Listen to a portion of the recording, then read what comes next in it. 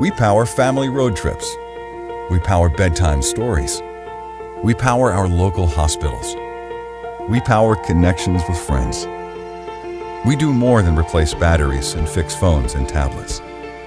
We help our neighbors power their lives. How powerful is that? Visit Batteries Plus in-store, curbside, and online for fast and reliable phone and tablet repair. Learn more at batteriesplus.com.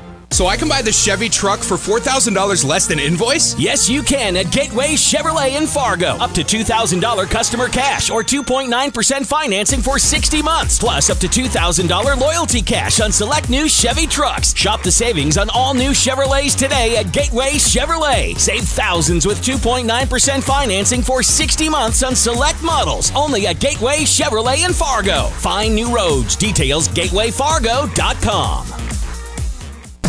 KQWB, West Fargo, Fargo-Moorhead, and KPFX, HD3 Kindred, Bison 1660. Powered by Gateway Chevrolet, Cadillac, Nissan, and Hyundai in Fargo. And here's what you need to know. NBA news as the Atlanta Hawks could very well have their next head coach, as Shams Charania reporting that they've started formal discussions with former Jazz head coach Quinn Snyder and are attempting to swiftly hire him. Charania adding that there's mutual interest and that they had a virtual meeting yesterday and are working on an in-person interview in the very near future. In the NFL, Peter Schrager of NFL Media reporting that the Broncos hiring their former head coach Vance Joseph to be their next defensive coordinator. College basketball on Wednesday night. The number 2 Alabama Crimson Tide, a thrilling 78-76 overtime win at South Carolina. That's with controversial star Brandon Miller for the Crimson Tide, scoring a career-high 41 points, including a game-winning layup with a second to go. He's been tied to a deadly shooting last month in Tuscaloosa. Top-ranked Houston rolled to an 89-59 win over Tulane. The Cougars now 26-2 on the season. Boston College with an upset win against number 6 Virginia, 63-48. I'm Kevin Wyatt. You've got the Insiders. How you play today, from this moment on, is how you will be remembered. That's what living is. The 6 inches in front of your face. Bringing you what you need to know and a whole lot more. Topics you care about, guests you know, and the conversations you came to hear. The Insiders are presented by Proceed. Need seed? Think Proceed. This is your time. Now go out there and take it. Now, here are the Insiders. The Insiders. The Insiders. The Insiders. Insiders. Rob Hipp and Andy Rickoff. Getting started here on a Friday Eve. Welcome in on a Thursday. Both the guys just looked at me like, Rob, it's not Friday. Got you on that one. It's Thursday, Friday Eve. Welcome into the Insiders. Thanks for joining us all across the landscape, wherever you may be. Boy, the white landscape today coming in. Give yourself an extra 15, 20 minutes coming in today. I came from West Fargo. It was about a 40-minute drive in. Had some of the interstates closed down. Had to drive out. And I want to encourage you, be careful. If you don't have to get out, don't get out today. If you do, be very, very careful, as we're still under that blizzard warning. Winds are blowing 40 miles an hour or so, and it's been blowing snow everywhere today. There was even a 6-car pileup that my friend Dylan Voigt there from WDAY, the meteorologist, posted over at 19th Avenue North earlier today. So be careful out there. Kyle, you came in. Good to have you. Kyle Emanuel joining us again today, and you said there wasn't hardly a soul on the road, man. Not many cars out there today, Rob. And I made the mistake of leaving at the same time I always do. Luckily, it was pretty clear sailing for me on my way here to the radio station, so all good there. But 19th Avenue North, if you live in Fargo, if you lived here for a while, you know that's the worst one because it's right next to the airport. You get that north wind blowing in. There is nothing to stop it. So I've driven on that road before. I don't know if you have. When it's bad weather, it's not a fun one to be on. We were coming back we were in the Twin Cities at St. Thomas. By the way, men's playing St. Thomas here tonight in Whiteout. We'll talk more about men's basketball throughout the show as well, but Bridget and I were driving back from that, right around after Christmas time, and there was a lot of snow blowing. And it was strange because the roads, up until we got close back to Fargo, were pretty good. It was weird because once we got about 30 miles outside of Fargo, that's when the roads got bad. You would think that they would be bad kind of out in the middle of nowhere as we were driving back, but that wasn't the case. But, of course, we got back safely, and whoever's out there on the road today, please be safe. Micah, what was the trip like for you driving in this morning? Oh, my trip is the same timing, no matter it's rain, sun, snow, sleet, whatever. I just take a little 3-4 minute drive here. I can take 2 routes. I can take 13th Avenue. I can take some side roads, and I have a 4-wheel drive truck, so slide right through it. Yeah, It's but the dad talk is 4-wheel drive doesn't help you stop and it doesn't help you see, right? Like that's what my dad would always tell me. Like, yeah, you got 4-wheel drive and get through things, but it doesn't help you stop. It doesn't help you see if the wind is blowing the snow everywhere. Yeah, my first year, I've experienced that, especially here with the recent snow. Like, I'm sitting there cruising, and I've learned to slow down way in advance because there was a time where I hit the brakes a little bit late and kind of slid, and luckily the guy saw me, and he's like, this guy's probably new, doesn't know how to drive, laid on the horn, went around me. But, yeah, I had to learn the hard way, and thank goodness didn't crash into that guy. You see the Texas license plates, and like, this guy doesn't know what he's doing. But luckily, the truck I don't drive Bridget's car because it does have the Texas plates. We keep that vehicle in the garage, and we don't drive it much on purpose right now. But the truck's been good. Again, welcome in. Thanks for joining us. Download the Bison 1660 app if you don't have it. You can enjoy our coverage of NDSU sports, all things sports world as well. Anytime, 24/7.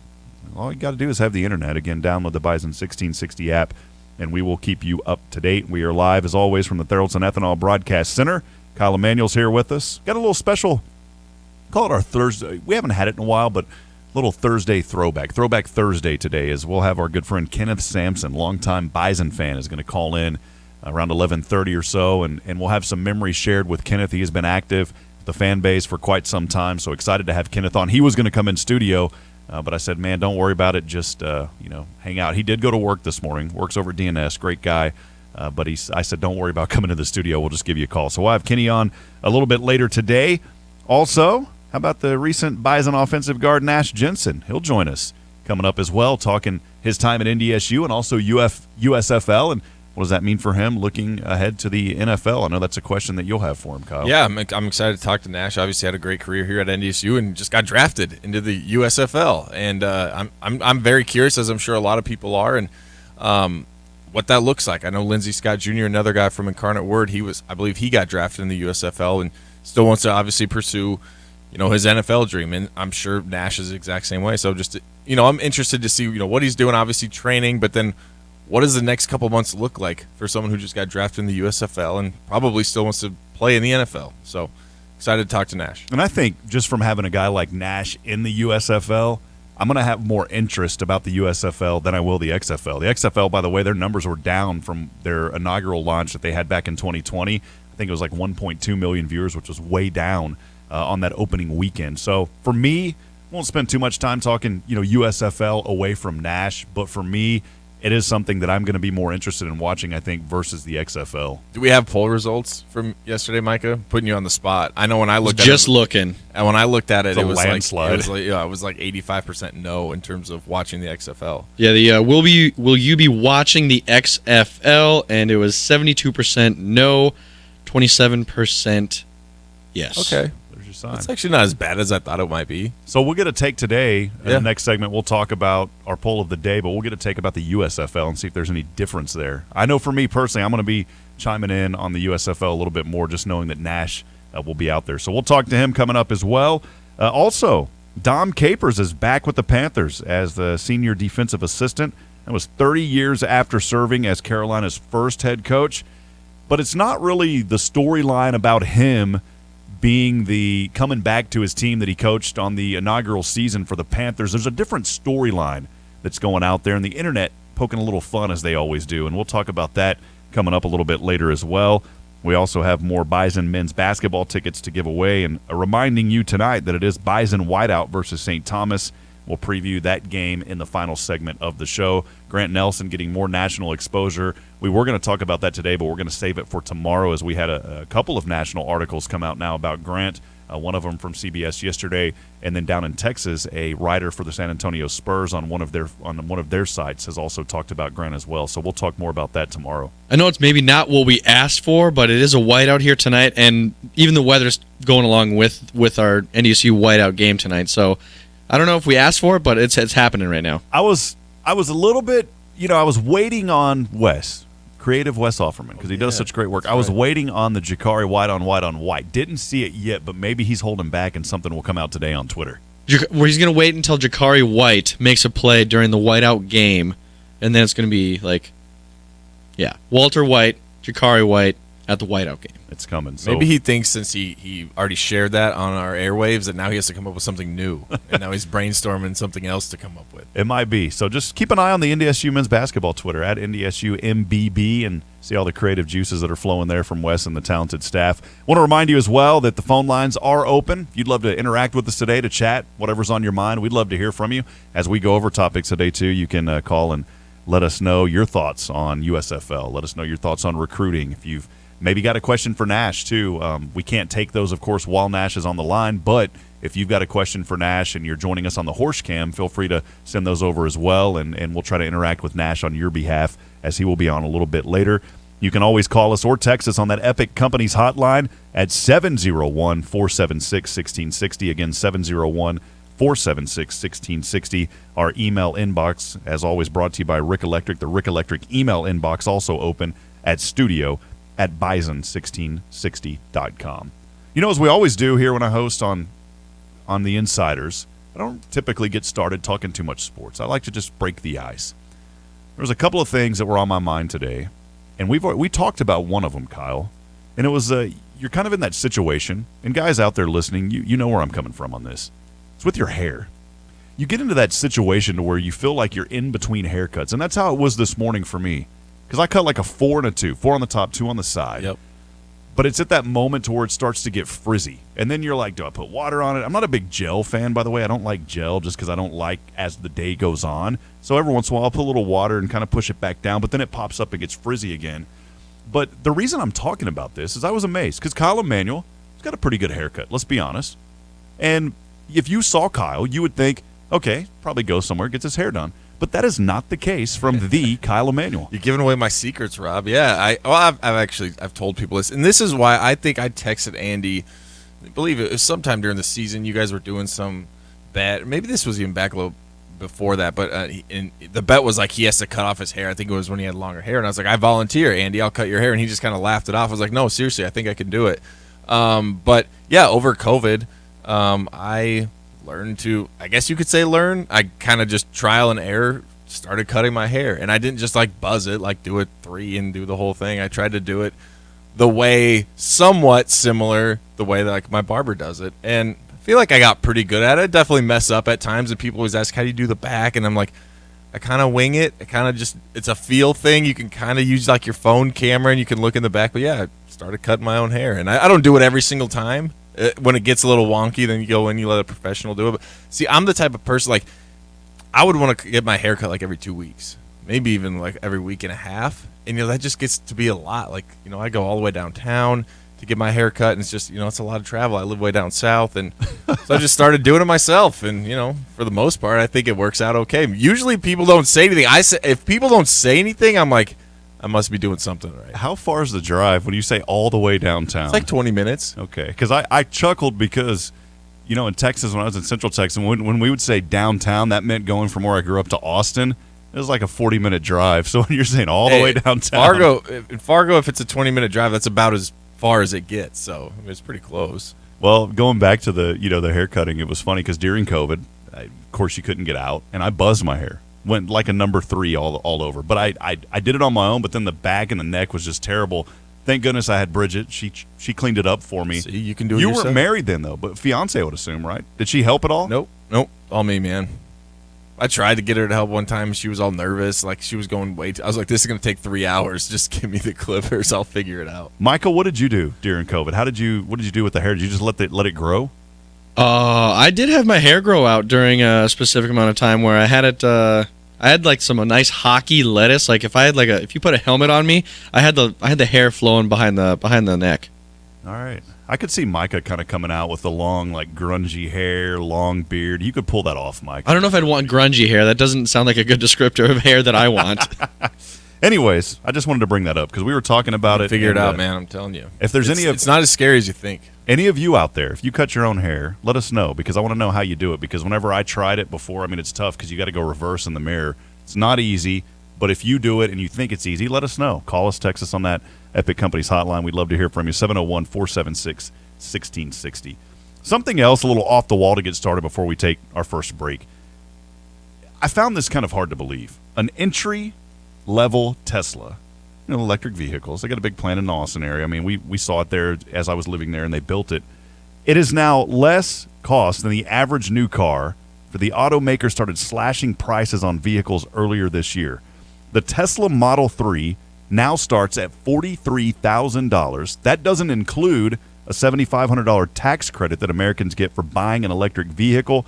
So if you put all that together, that brings the after rebate price of a Model 3 down now to $35,500. Even without that tax credit, $4,930 less than the average new vehicle sold in the U.S.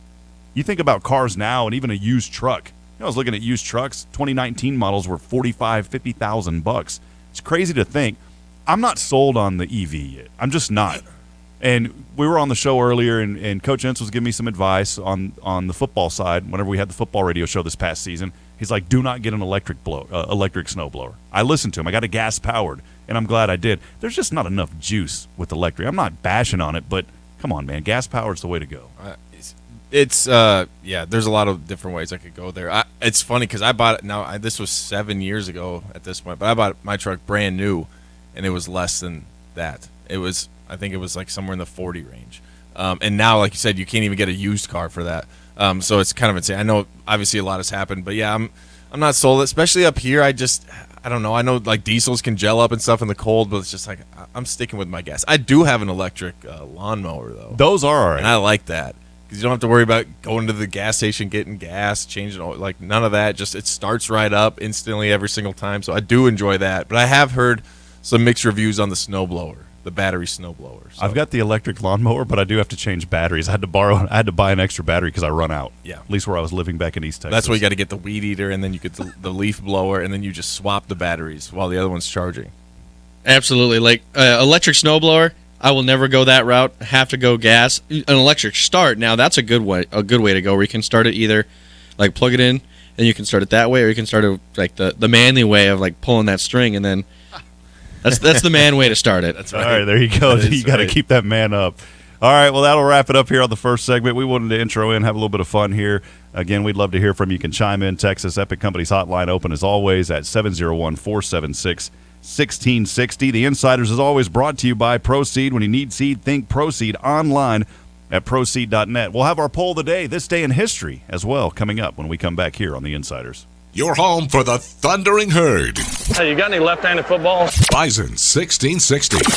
I think what makes Proceed win is we're different than the other companies in many ways with our programming, our simplicity, our non-corporate attitudes, and our personal relationship building. What Proceed is, we bring back the old-fashioned seed buying experience. We're true seedsmen. We care about everything from the sale to the planting to following up afterwards. That's what we're all about, is just trying to bring that experience back to a personal level. Need seed? Think Proceed. Proceed.net.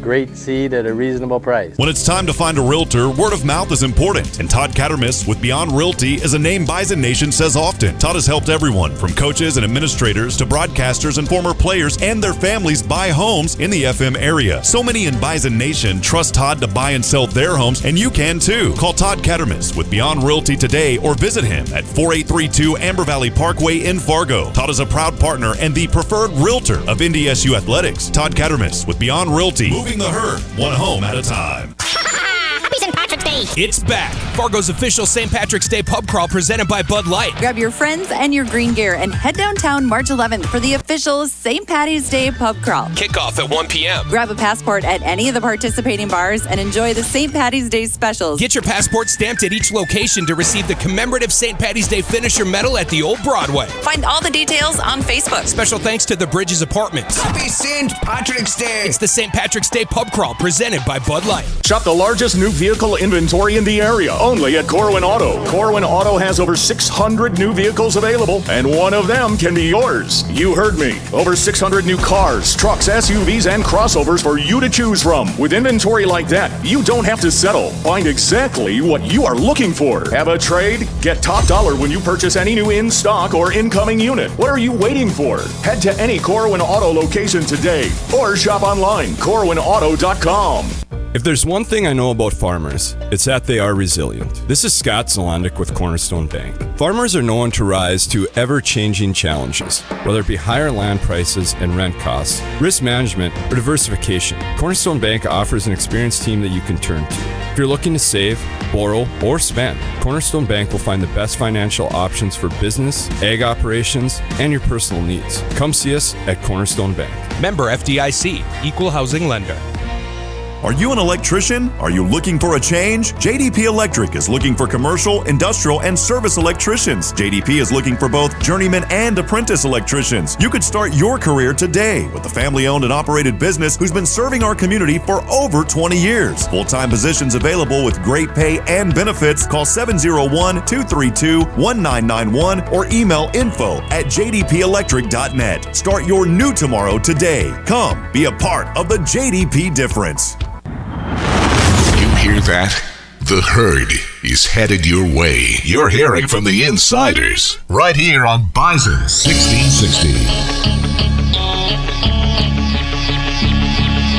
Welcome back at it here on the Insiders on a Thursday. Micah Bendy, Kyle Emanuel, Rob Hipp here. Thanks for joining us as we get rocking and rolling here. Looking forward to Friday, but Friday, it's kind of one of those days for me, Kyle, that whenever you got work on Saturday, I'm thankful for every day, but it's just like there's a lot of hype around Friday, but there's never really been much hype around Friday for me. Yeah, Friday hasn't really been the same. Well, I mean, I guess I would say since I was in school, but like even then I was playing football on Saturday usually. But yeah, I understand what you mean. It doesn't have the same vibe if you have things to do, obligations on Saturday. Like you think about when you're a kid, and I remember riding a school bus, and we would get off the bus, and our bus driver was cool with letting us go down a few extra. We didn't really we lived like on a block. Everybody had about 1.5 acres of land, so we called it a block. And it was about a mile long little square is what the neighborhood we lived in. But instead of dropping us at our driveway, he would go down to one corner of the block and drop us off because we had friends on Fridays that we'd get together and play football with. And there was this feeling of like, yes, it's Friday all day long when you're at school because you couldn't wait to get off the bus and play football because you could stay up late, didn't have homework, or if you did, you didn't have to do it. And then you had the weekend all to yourself. Yeah, it was just different. I think high school is the peak. Like when you're in high school, like that's the peak, right? Because you got a little bit of freedom. Your parents let you go out a little bit, like you said. You can stay up a little bit later, but usually, for the most part, unless you have like activity sports, like Saturdays, like their day off. I remember I loved Saturdays during high school football. We'd go over to our buddies after a game, and we would just watch College Game Day. We would watch college football, play video games, whatever, for hours. It was the best. Well, the good news is now you can look forward to the Insiders every weekday, so you don't have to wait for Friday. You can join us here on the Insiders every weekday, 11 to 1. Want to go over a little this day in sports history, something that we did yesterday. It was kind of fun, just looking through different things that were going on. We'll start in 1874. Major Walter Clopton Winfield patents a game called Sparrowstike. Sparrowstike. Do you have any idea what that is? Sparrowstike. In what country? I have no idea the country. Okay. It's probably England. Sparrowstike. 1874? 1874. I honestly have no idea. Lawn tennis. Lawn tennis. Okay. Started from this guy, Major Walter Clopton Winfield. 1906, Tommy Burns beats Marvin Hart in 20 for heavyweight boxing title. Boxing's been going on incredibly long time and always a fun sport. I'm not a big MMA guy. I kind of miss the old school boxing a little bit. MMA, I've kind of been on the fence about it. Do I really like it more than boxing? I think for me, boxing has always been that sport just because I remember watching it growing up with my grandpa. MMA wasn't really big when my grandfather passed in 2000. So to me, boxing just brings back those memories. Yeah, boxing definitely has a history. I haven't really been I can't say I've followed either. But like I said, I think I've said this before on the show, but like I'll go watch a fight if someone has it on. And like, hey, come on over, fight's cool. It's entertaining for the however long it lasts, but like as far as like following it and being a true fan of it, I haven't really caught on to UFC or boxing. Well, 1938, Joe Louis retained his world heavyweight boxing title by knocking out Nathan Mann in round 3 at Madison Square Garden in New York. There's been incredible matches over the years at Madison Square Garden.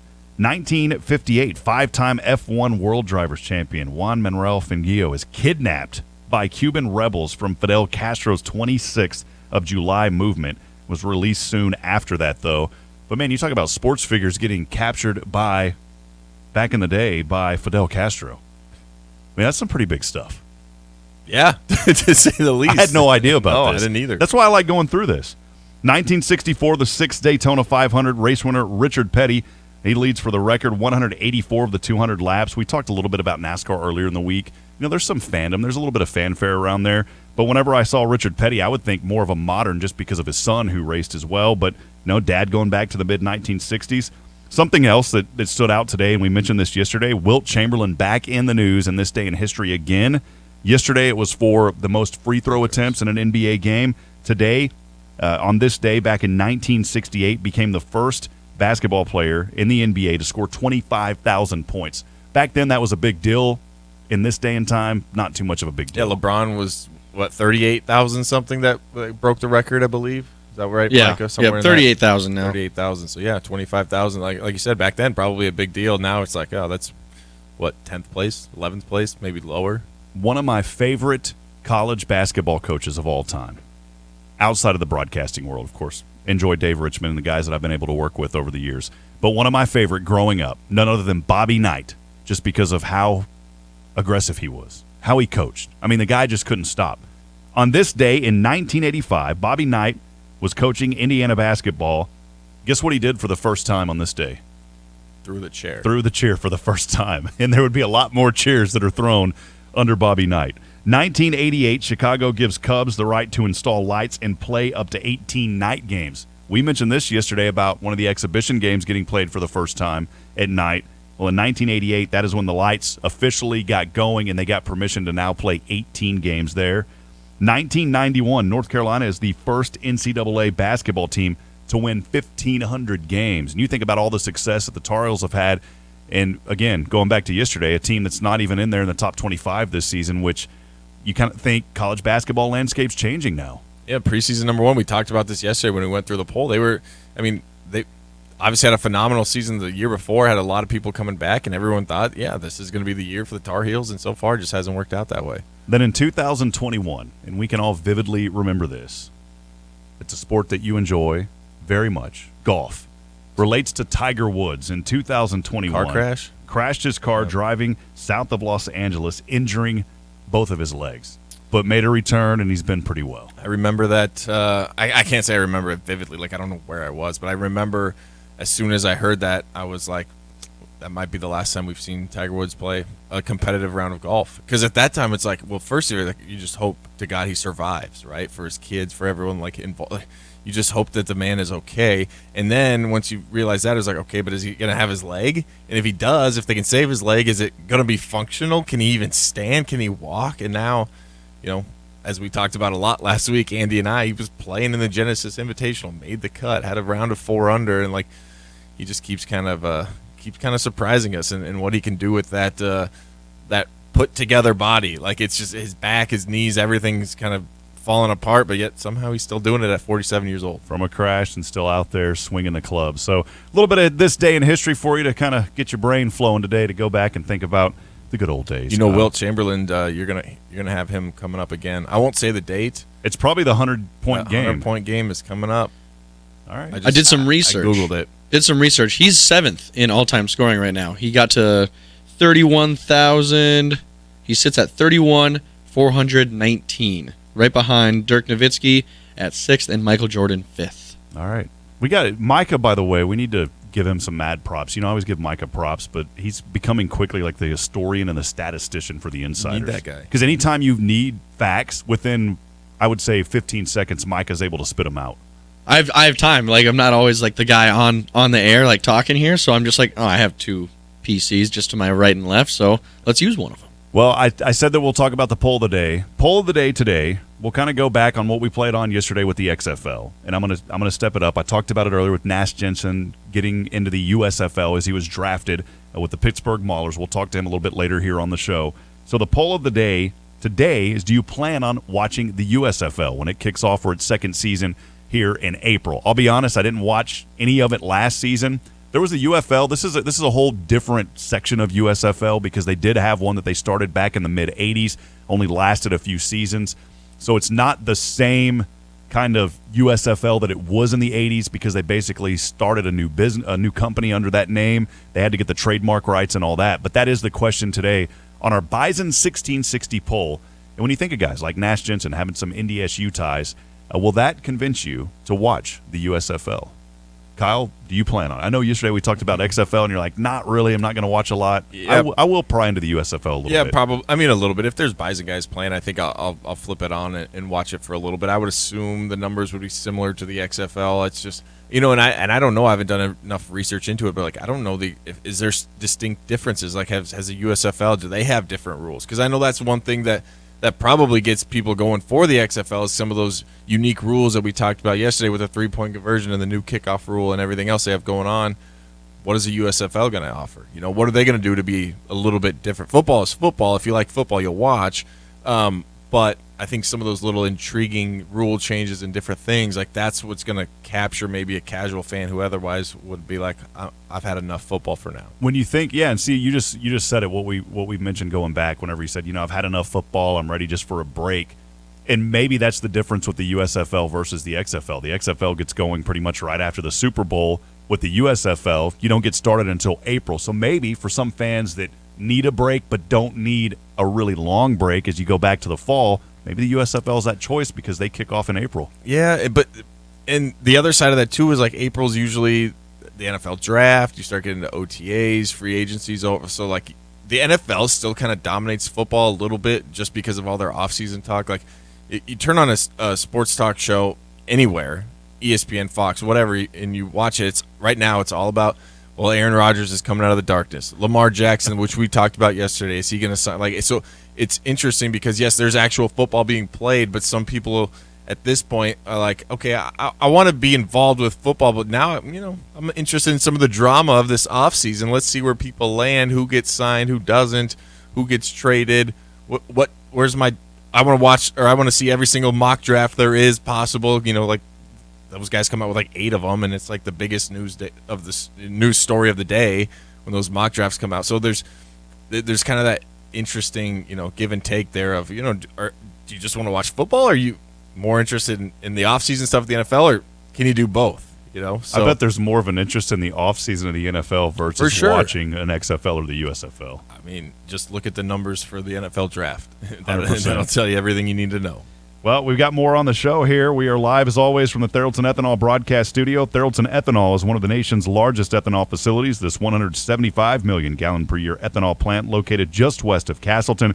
Fuel your future by joining the growing team. View open positions at theraldsonethanol.com. We'll step aside. We'll take a break. More whenever we come back here on The Insiders. Champions play here.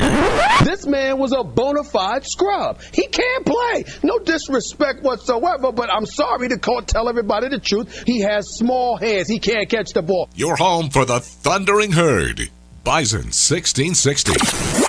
Acme Tools continues to grow. Their new Kubota dealership building is under construction in South Fargo, and as Acme grows, so does their team. This family-owned business of over 75 years is now hiring for many positions, including diesel and Kubota techs, electric and lead service techs, warehouse leads, sales associates, and more. Working at Acme is not about punching a clock. It's enjoying each day at a family-owned business that believes in providing great pay and benefits for their employees. Build your career and apply online at acmetools.jobs. It's a new year and a great time to remind you that you should have 2 routine dental visits a year. The best way to stop dental issues is to detect them early or stop them from happening in the first place. It's Amanda, and I smile with confidence because of the team at About Smiles Dental. They've been caring for my family's smiles for years. At About Smiles Dental, their name says it all. Your smile is their top priority. Plan ahead and call now to book your appointments. We love the team at About Smiles Dental, and you will too. Don't let your profits get stuck in your truck this spring. Dirt, rock, let it slide with Super Slide. Super Slide is a plastic, non-stick, self-lubricating, and seamless liner that eliminates haulback in your dump box or dump trailer. Super Slide is available in various grades, widths, and thicknesses, and Horn Plastics can have you in and out in no time. Get your new liner now to ensure you maximize productivity and profitability in 2023. Super Slide from Horn Plastics, created and preferred for every job. Visit hornplastics.com to schedule your installation. Station. Businesses should know that Consolidated Communications has the only data center in the FM area that is SOC 2 certified. That means Consolidated has tested reliable systems in place to protect your valuable data. That's more important than ever with today's security concerns. Many business insurance companies require SOC certification at data storage facilities. You should work with a local data center that is SOC 2 certified. For scalable, cost-effective data center solutions for your changing business needs, go to consolidated.com/data center. Snow, ice, and below zero temps. Typical Midwest weather, but not so kind to your vehicle. That's why Jiffy Lube of Fargo is here to make sure you have your vehicle in top working condition and ready for these winter roads and temps. Oil changes are the #1 maintenance item that's neglected. At Jiffy Lube of Fargo, no appointment needed at any of the 3 locally owned locations. Jiffy Lube of Fargo, where you can do more in a jiffy. Jiffy Lube of Fargo, proudly serving the metro area for 5 decades. Here in North Dakota, we lead busy, full lives, and paying insurance premiums shouldn't be difficult or time-consuming. Nodak Insurance Company has a solution for fast, convenient premium payments for people on the go. You can pay your bill online when you go to our website or access our mobile app. It's that easy. Not a Nodak Insurance customer? We have the answer for that too. Find an agent near you or get our Nodak Insurance mobile app when you visit nodakins.com. Nodak Insurance, agents with answers. This is NDSU head men's basketball coach Dave Richmond, and you're listening to The Insiders on your home for NDSU athletics, Bison 1660. Welcome back at it here on The Insiders. Thanks for joining us on a Thursday as we continue on. Kyle Emanuel, Micah Benny, Rob Hipp here. A little sports buffet on a Thursday. It's never too early for a buffet, and we're looking forward to eating a lot. I've been eating too much lately. You know what, Kyle? Bridget, I talked about Sloppy Joe's the other day. Well, Bridget's now making chili last night, and it was perfect weather for chili, though. And did you maybe think about bringing some of that in for Micah? I'll be honest, I think we ate it all. A little Frito pie action? We ate it all. She even mentioned, she goes, I don't have the Fritos to go with it. So we'll have that next time. I'm just giving you a hard time. But it's always good time for a buffet. When you think of buffet, you think about a lot. You think about a lot of food. And when I think about someone who is engaged and thinks a lot about the Bison, I kind of think of him as a fan that you could associate with the buffet because of all the knowledge and all the history that our friend now on the Epic Companies hotline, Mr. Kenneth Sampson, joining us. Welcome in, Kenny. Good to have you on the show. How are you doing today? Very good, Rob. Staying warm. I was trying to figure out where to go with that. You know, we were talking about a buffet, and then I started thinking about a lot of different things, and I thought about you because of all the knowledge and all the history that you have with the Bison. And, you know, I wanted to have you on a couple of months ago. Weren't able to do that. I know the logistics didn't work out, but I got to ask first, did you get into work okay? You work over at DNS. Did you make it in okay this morning? Yes, I made it. No problem.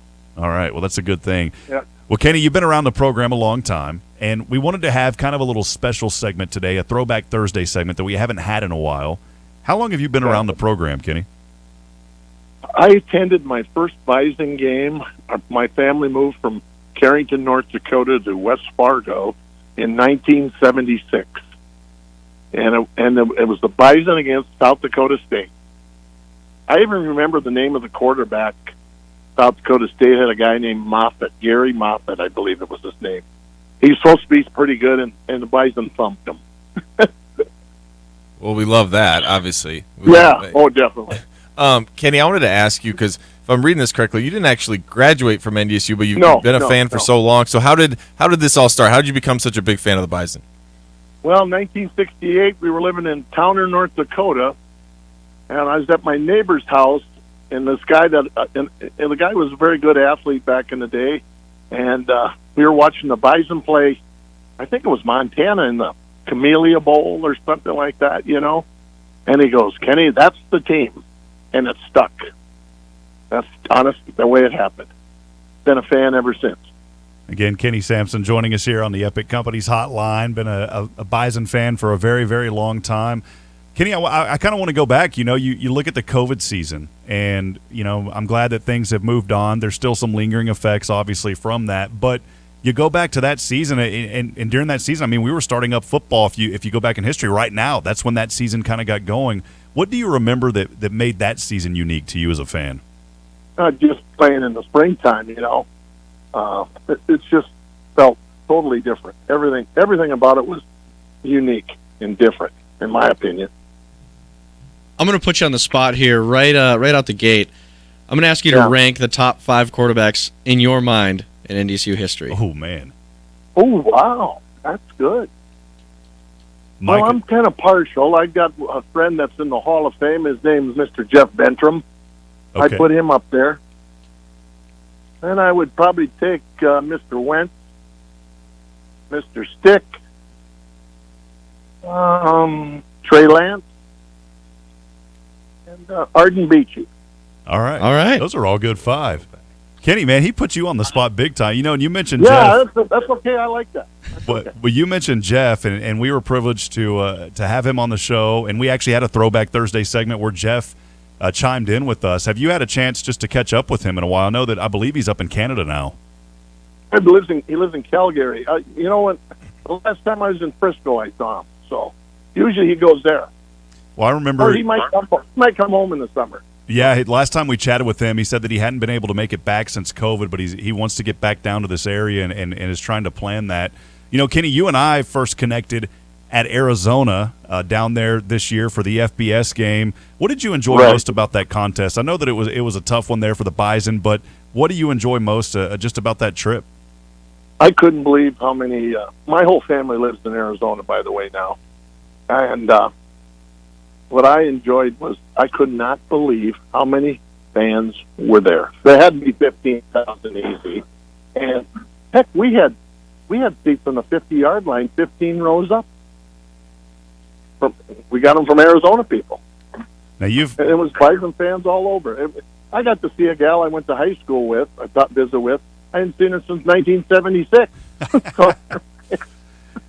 Well, you've had a lot of interaction, obviously, with the team, and you've been around the program for a while. But you've also had an interesting story, I believe, there with Gene Taylor, if I'm not correct, where you actually went to pick him up at the airport. Can you tell us about that experience back in the day? Yeah, I was teammaker president, and I was on the search committee, and my job was logistics, and I had to host the 3 candidates. And first guy I picked up was Gene Taylor at the airport. And, anyway, Gene's originally from Stafford, Arizona. So I go to Gene. I said, Gene, where are you from in Arizona? Stafford. I said, do you know Matt Barney? He goes, how in the heck do you know who Matt Barney is? I said, the reason I got my grandparents had a winter home in Arizona, and my grandpa gave me this magazine from Scholastic Arizona Sports. And this Matt Barney was from Stafford, Arizona, was a decathlete, and also a football quarterback, and he was going to Arizona State on a full ride. And Gene was the center for the guy. But he says, he blew me away. He says, how did you know that? I remember that kind of stuff, but I'll forget to bring milk home. Kenny, I wanted to ask you, you said you like being put on the spot. This is a little bit easier, but I wanted to ask you, since you've obviously been watching this team closely, and we'll stick to the D1 era. Do you have a team in the D1 era, national championship team, that you think was the best NDSU team since 2011 in this national championship run? I'd say all of them, but I think the one that was 15-0. We had there were 2 undefeated teams. There was 2013. One with Cole Jerick on it. 2013. Yeah, they were good. Yeah, good choice. The one with Cole Jerick on it. I got asked that at an alumni event with some ex-players, and they said, well, what was better, the 90 Bison team or that team? And I said, sorry, boys, but I think the 13 team was better. They're all good, though. Well, again, Kenny Sampson joining us here on the Epic Companies Hotline, longtime Bison fan. We appreciate you catching up with us today. Kenny, I know that they just asked, about some of your favorite memories and all that. Did you have a chance to go down to Frisco? Do you get down there for all the games? Did you get to go this year? No, I didn't go this year, but I've been to 5 of them. Okay. And I've been to 4 Division II championship games. Okay. Well, as you look forward, what are you most excited about this team? We're going to have Ross Uglum come in here at the next hour and talk about recruiting and those kind of things. But what are you looking forward to about this team? What are you excited about coming up this fall? Well, I think we'll just see some of these young guys how they progress and show and get off on the right foot again this fall. They're going to be just fine. They're well coached, and they'll be just fine. Kenny, can you tell us a little bit about watching games at Dakota Field as someone who didn't come up to Fargo until well after that was no longer in use? I just wanted you maybe some of your favorite memories from Dakota Field, or just the atmosphere and what that did to opposing teams having to come in and play at that place. In 1990, they played Pittsburgh State of Kansas in the national semifinal. That was the most electric I've ever felt at Dakota Field. It was, and our seats were on the south side, 35-yard line, 7 rows up behind the opposing team bench. Yes, they did get a lot of crap from us, but we had a good time, and that was one game I'll never forget. That was a great game. Well, Kenny, we appreciate your commitment to Bison Athletics and for all of your support with team makers there over the years, and again, just your friendship. When I first got here, you were one of the first people that reached out to me. You text me and always say good luck on the games. And I always tell you, I say, Kenny, I'm just broadcasting the games. I have the privilege to call the games, but you always tell me good luck as well, and that means a lot, my friend. Well, I do that to even the guys that have left this place. I have their cell phone numbers, so that good luck on Fridays, it goes all over the country. It does. Well, Kenny, appreciate your time today. It means a lot. Well, we appreciate you, and you mean a lot to us, and thanks for chiming in and just giving us a little bit of history going back on a Throwback Thursday. We appreciate you, my friend. Thanks, buddy. Appreciate it. Have a great day, guys. You as well. Thanks, Kenny. Again, Kenny Sampson joining us on the Epic Companies Hotline. Kind of good to go back and hear some history as, the fan base. And that's what it's all about. Every once in a while I want to pull on some fans and talk to them. And Kenny's been around a long time and someone who's been with team makers and seen a lot. And I like how you mentioned Dakota Field because he was there at those games. Yeah, exactly. And Dakota Field it's a historic place. Like you said, there were some big-time games that were played there, but obviously that was well before my time. So that's why I was interested. It's always – you get perspectives from players, coaches, broadcasters, but like fans also have unique perspectives and different stories that they go through. And it's always – for someone who played, like it's always something that I'm always interested in, just to hear their stories and in the kind of history that they've seen. They've seen, NDSU has gone through so much, and a lot of success, obviously, but going from D2, going from playing outside in the bitter cold to going inside of the dome, transitioning to Division I and people not knowing what's going to happen, and then all the success that we've seen here. So the people that have seen it all, it's always good to talk to them and just, get their stories. Yeah, and you've had, especially down in Frisco as a player, there was times where, they call it like that Saturday practice or Friday practice where guys come in and talk. What was that experience like for you? Just having former players come in. Yeah, I think for me, I think the first one was, it obviously stood out because you're a young player, had only been there 2 years, and all you heard about, all you talked about, was Bison pride, the culture around here, how you play for the guys who laid the foundation before you, and you start to believe it a little bit, but then once you actually got to see it put in motion, you got to see all these guys coming back who had played 60s, 70s, like all the way through every single decade.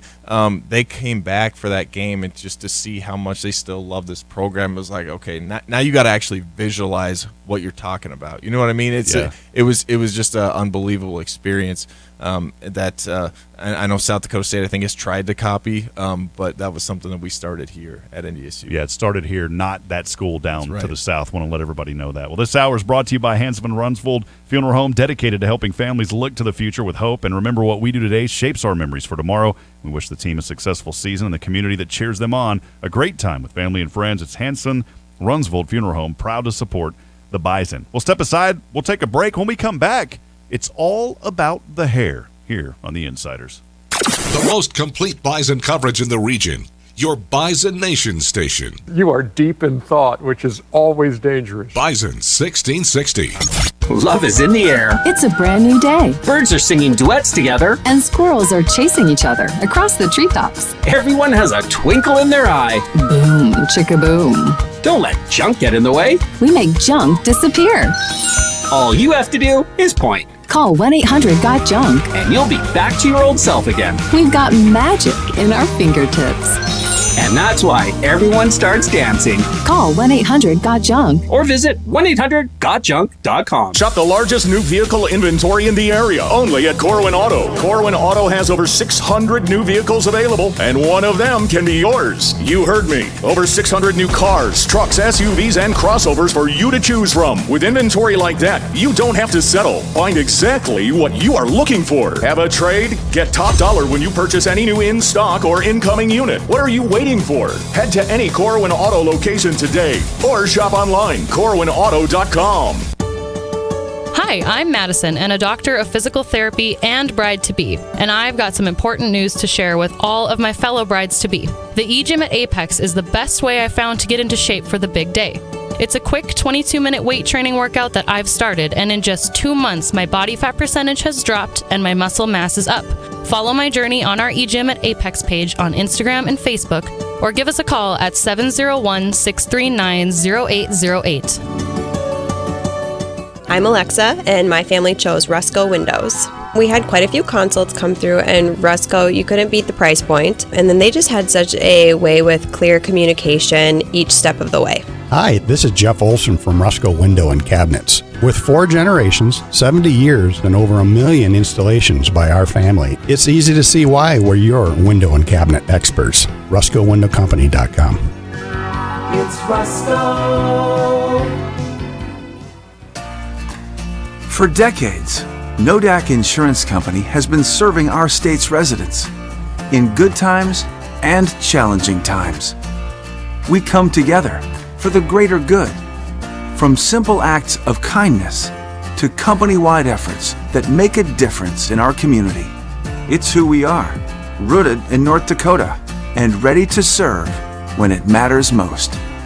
Nodak Insurance Company, agents with answers. Snow, ice, and below zero temps. Typical Midwest weather, but not so kind to your vehicle. That's why Jiffy Lube of Fargo is here to make sure you have your vehicle in top working condition and ready for these winter roads and temps. Oil changes are the #1 maintenance item that's neglected. At Jiffy Lube of Fargo, no appointment needed at any of the 3 locally owned locations. Jiffy Lube of Fargo, where you can do more in a jiffy. Jiffy Lube of Fargo, proudly serving the metro area for 5 decades. You may not have heard, but the Insiders is now under new management. Did you see the memo about this? Here's Rob Hipp and Andy Rickoff. And I'll go ahead and make sure you get another copy of that memo. Okay? On Bison 1660. Welcome back at it here on the Insiders. Thanks for joining us on a Thursday, chilly Thursday here in Fargo. Chilly last night, good food, but it was chilly cold this morning getting up 6 below. Temperatures, I don't think, are going to get above 0 today, and it's going to stay cold through the remainder of the week. So cozy up if you don't have to go in. I know NDSU is off today, I believe. I don't think there was classes. And correct. Kyle, you get those text messages now. Yeah, I've got the text message, and NDSU. I feel like when I was in undergrad, like we never got. I think like once or twice in my 4.5 years that we got off. Bridget was telling me, because when we came in here, everyone was saying like, yeah, we don't really close a whole lot. There's been some closures this year with schools and other things going on, and I mean, you go out and look, and yeah, it has been a little brutal at times. I don't think this has by far been any of the worst winters, of course, but there's been some times this year where that weather's been pretty brutal. I tell you what, there's no better feeling than like when you got that like 7 a.m. text. Like that was better than waking up to any alarm ever. It was just like you woke up to the text and was like, oh yeah, now you go back to sleep. Class canceled, campus is closed. Do whatever you want. It's a free day. That was the best thing to wake up to. This is completely off topic, but I remember, like, I'm so old. As a kid, like, there was no text message that came out. Like, you had to watch the news and hope your school name scrolled across the bottom, and that's how you found out school was off. That was the best feeling ever. Schuyler Central High School canceled. Yes. Yeah, see, it was before social. We would listen on the radio because we had a local radio station, and there was a guy that would come on, and I think he did it on purpose. He would read every single district around our town and then always say ours last. And then I remember as a kid, we're like, we never get off. But back in Texas, I mean, if there's one flake of snow, they shut down everything. I was going to say, why would you get off of school? Too hot and AC broke or something? Yeah. One thing, so text. I didn't get text for high school. That was not a thing. We had to. I'm still in your era where I had to look at the bottom of the screen. Really? Yeah. I figured they would have had something like an email or something going on. But ours was still on the bottom of the screen. Maybe we would get a home phone call. but nothing to like our personal text on our phones, because obviously not everyone in high school would have a phone. Usually they did, but college for sure. You either got the phone call and it would say my name wrong. Micah Bind. That was how the robot said my name. Yeah, we didn't have the robot when I was growing up. John Willoughby's on my side. He said, back in my day, texting in, by the way, behind the scenes on the horse cam, he said, back in my day, there were no texts. LOL. You just hope they had it on the radio before you walked to the end of the driveway waiting for the school bus. See, I also lived literally across the street from my high school. So if I ever didn't know, just peek my head out the window. Oh, there's no cars there. Must not be school. Oh, all the teachers are there. I guess I should get ready and go. So I had that advantage too. But when you think about going back in history, there's a lot of things that happen. Got a story for you. And I know that we led into this segment talking about it's all about the hair. You know, sometimes storylines are supposed to, I don't know how to word this, but it's supposed to mean something. Whenever you have a coach that's been away for 30 years from a head coaching position, now he's continued to coach, but now he has came on back to the original team that he started. And this is where I'm going with this. Dom Capers is back in Carolina as the new senior defensive assistant. This is almost 30 years after serving as the franchise's first head coach. It's one of those that's kind of a feel-good, nice story. You hear about a guy that the Panthers come in 95. He is their very first coach. And 30 years later, he comes back to that program. He was bouncing around several jobs, too, also with the Vikings at one point there on staff. Well, and you know, Frank Reich was the quarterback. The first, I believe he took the first ever snap as the Panthers quarterback, and now he's their head coach, too. So they got a lot of people coming back from those early days. Here is what Dom Capers had to say as they had a press conference about him returning to Carolina yesterday. And here's that opening statement from the press conference yesterday from Dom. A guy told me a long time ago, if you stay in a business long enough, you go full circle. And as I was driving over here when I arrived and looked up at the skyline, and I couldn't think about how much it had changed, since back in 1995 when we started. And but it's great to be back. I have nothing but great memories of my time here, and look forward to working with Coach Reich and Coach Evero and doing whatever I can to help us be successful. There's been the internet, though, poking fun, as they always do. And if you go to Twitter and just type in Dom Capers, they're making fun of the guy's hair. That's what the storyline has really turned into. Because it says, sadly, his intro press conference yesterday, as you just heard, it was overshadowed by video and photos of his hair. And Micah Bendy, you described it in what way? It kind of made sense whenever you look at Dom's hair.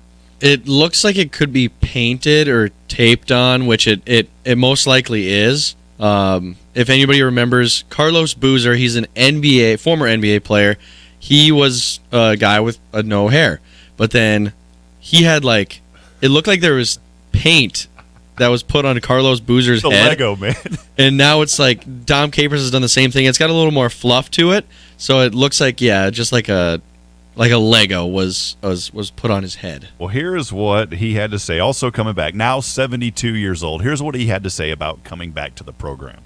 Back in 96, I can remember we had a lot of national media in here, and some guy asked me, what do you want to be doing when you're 72 years old?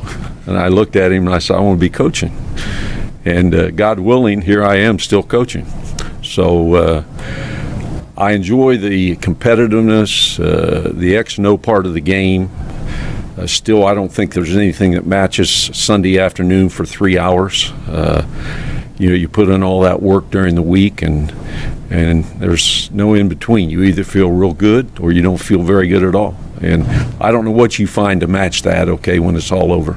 See, I wanted to play that because he just sounds like a genuine, passionate, humble guy. But then the mean old internet is talking about his hair. And so there was memes out there based on that quote where he said, God willing, I'm still coaching. Well, someone replied back, well, God willing, you still have your hair at 72 and I'm 51 and I don't have an ounce of hair on my head.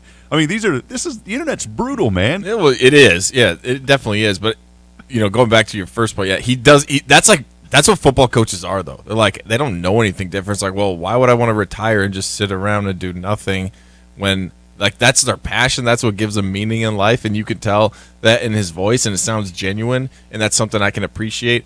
But so I hadn't seen the photo, Rob, and I just pulled it up, and I mean, I'm giving this about less than 1% chance that that's his real hair. I mean, his hairline is phenomenal. It is like straight across. Like if you're 72 and your hairline still looks like that, you're doing something right. Like give me your vitamin regimen or whatever you're doing there, Dom, because he's keeping it tight. If that's real hair, but I'm gonna question the authenticity of his hairline. I don't believe that's his real hair. And then I found one of the funniest tweets. Like, so he's trying to stay young, maybe getting that fresh young mindset as he's going back to football, back to Carolina.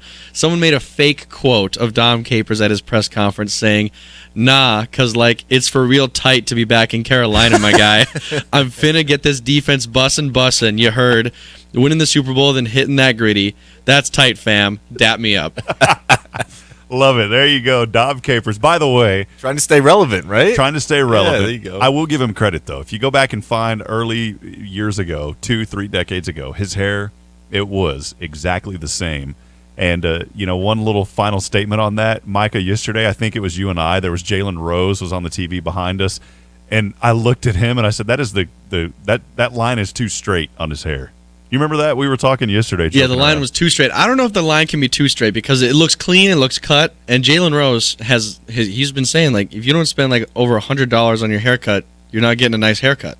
I saw that the other day. We'll see what that means for Carolina, of course. Had their struggles in the conference quite literally for that matter last season in the NFL. Not a whole lot going on there. I had them pegged to pick second. I think they did finish second, but it's not to say much with how things turned out there with them in that conference in the NFL. So that's your story. That's your breaking important news today here on the Insiders. Dom Capers is back, but it's not the fact that he's back. It's the fact that his hair hasn't changed, and it still, to this day, looks like it was painted on. So enough of that. We'll step aside. We'll take a break. We've got Nash Jensen coming on to talk USFL and NDSU football when we come back here to start the new hour on the Insiders. About a month ago, we had some unexpected plumbing issues. We called Valley Service Mechanical in a panic and were pleasantly surprised with the professional that came to our rescue. He took the time to explain the issues to us, and you could really tell he enjoyed what he was doing and the pride he had representing Valley Service Mechanical. When your heating and cooling needs help and your plumbing is on the fritz, call Valley Service Mechanical, 701-293-5701. Online at valleyservice.net. So most companies claim they have good people, good product, good customer service, but the question is how often. We go the extra mile to take care of our dealers and our growers, and more importantly, their families and their customers. ProSeed tries to bring a family-like experience. Farmers, we want to understand what their challenges are. We also want to bring products to them that help them overcome those challenges so that they can be as successful as possible. Need seed? Think ProSeed. ProSeed.net. Great seed at a reasonable price. Rob Hipp, voice of the Bison here. It's almost tournament time, and the Bison men's basketball team will host their final 2 Summit League games this week. On Thursday, February 23rd, the Bison will host St. Thomas at 7 p.m. at the Schill Center, and on Saturday, February 25th, the Western Illinois Leathernecks and the Bison tip-off at 1 p.m. Both games are key Summit League matchups, and we need you to pack the shack. For tickets, visit gobison.com, call 231-NDSU, or purchase the day of the game. Horns up and go Bison. Founded on family values, Dakota Underground is known for providing quality projects at superior timelines. Their 40-year reputation has been built by motivated people who work hard and always do the right thing. They're currently hiring heavy equipment operators, pipe layers, concrete finishers, and truck drivers to join their talented team. Learn on the job, work your way up, and earn a good living for you and your family. Easy apply online at dakotaunderground.net. That's dakotaunderground.net. It's Chris Hansen, and for years we have trusted the experts at Rick Electric. Since 1964, Rick Electric has been the go-to for residential, commercial, and industrial. And right now is a great time to consider having a Generac whole home generator installed. If the power goes out, you'll barely notice because of an automatic seamless transition. For work in Fargo, Moorhead, Hawley, Horace, Glendon, Dilworth, Kindred, and everywhere in between, it's Rick Electric at rickelectric.com. So I can buy the Chevy truck for $4,000 less than invoice? Yes, you can at Gateway Chevrolet in Fargo. Up to $2,000 customer cash or 2.9% financing for 60 months. Plus up to $2,000 loyalty cash on select new Chevy trucks. Shop the savings on all new Chevrolets today at Gateway Chevrolet. Save thousands with 2.9% financing for 60 months on select models. Only at Gateway Chevrolet in Fargo. Find new roads. Details gatewayfargo.com. KQWB West Fargo, KPFX HD3 Kindred, and K224FD Fargo. Bison 1660, powered by Gateway Chevrolet, Cadillac, Nissan, and Hyundai in Fargo. And here's what you need to know. NBA news as the Atlanta Hawks could very well have their next head coach, as Shams Charania reporting that they've started formal discussions with former Jazz head coach Quinn Snyder and are attempting to swiftly hire him. Charania adding that there's mutual interest and that they had a virtual meeting yesterday and are working on an in-person interview in the very near future. In the NFL, Peter Schrager of NFL Media reporting that the Broncos hiring their former head coach Vance Joseph to be their next defensive coordinator. College basketball on Wednesday night. The number 2 Alabama Crimson Tide, a thrilling 78-76 overtime win at South Carolina. That's with controversial star Brandon Miller for the Crimson Tide, scoring a career-high 41 points, including a game-winning layup with a second to go. He's been tied to a deadly shooting last month in Tuscaloosa. Top-ranked Houston rolled to an 89-59 win over Tulane. The Cougars now 26-2 on the season. Boston College with an upset win against number 6 Virginia, 63-48. I'm Kevin Wyatt. You've got the insiders. How you play today, from this moment on, is how you will be remembered. That's what living is. There's 6 inches in front of your face. Bringing you what you need to know and a whole lot more. Topics you care about, guests you know, and the conversations you came to hear. The Insiders are presented by Proceed. Need seed? Think Proceed. This is your time. Now go out there and take it. Now, here are the Insiders. The Insiders. The Insiders. The Insiders. Insiders. Rob Hipp and Andy Rickoff. Top of the hour. It's a new hour here on Thursday on the Insiders. Thanks for joining us on Bison 1660 AM, 92.7 FM, and wherever you may be listening on the Bison 1660 app. Also streaming online at bison1660.com. And you can watch us on the Bison 1660 Facebook cam, on that horse cam. Everybody knows when Kyle Emanuel's here, everybody wants to get on the horse cam. Otherwise, it's there's still a few. But when Kyle shows up, skyrockets to about 1.5 million, Kyle, I think was the last number we read. Yeah, I think that's right. Yeah, that's pretty accurate. That's how it is. Been a lot of fun here in that first hour, and appreciate everybody staying tuned in. The Insiders, as always, brought to you by Proceed. If you need seed, think Proceed, and online at Proceed.net. We'll head back over to the Epic Companies hotline, and now joined by former NDSU offensive lineman, super senior, 6 years with the program, Nash Jensen. Nash, how you doing today, man? Doing great. How are you? I'm doing good, and also a first-time guest here on the Insiders is Nash, so got to give him the special gong. There we go. Nash, I can't believe, 6 years with the program, you've never been on the Insiders. What was going on, man? Where were you at? Yeah, I know. I guess my name wasn't as big to you guys. I get it, but hey, man, it was my first year here. We called your name quite a bit, Nash. We're extremely proud of you. Definitely, I appreciate that. Where are you at right now? What's going on in your world? I know we'll talk USFL here in a little bit, but where are you at right now? Yeah, I'm down in Boca Raton, Florida. I've been training down here, for the combine and pro day and stuff since the national championship game. So been down here for a while. Well, 6 years with NDSU, kind of call that the super senior. Before we dig into too much, looking ahead to the future and what's lining up for you, just wanted to ask just about your experience at NDSU for those 6 years. What'd you enjoy the most being around here? I mean, just all the guys that I got to meet while I was there. I don't think I'll ever be in a locker room as tight-knit as that one was at NDSU. All the different characters we had there. Just obviously there's the winning national championships, but just the honor of getting to play in front of those fans every single Saturday was huge. Nash, sticking with NDSU in your time here, I'm just curious, how would you describe last season specifically? I know there was a lot of ups and downs, obviously a lot of ups, but, dealing with injuries and then the first ever loss in Frisco, how would you describe it? And what would you say was similar to your years past, or, what was different?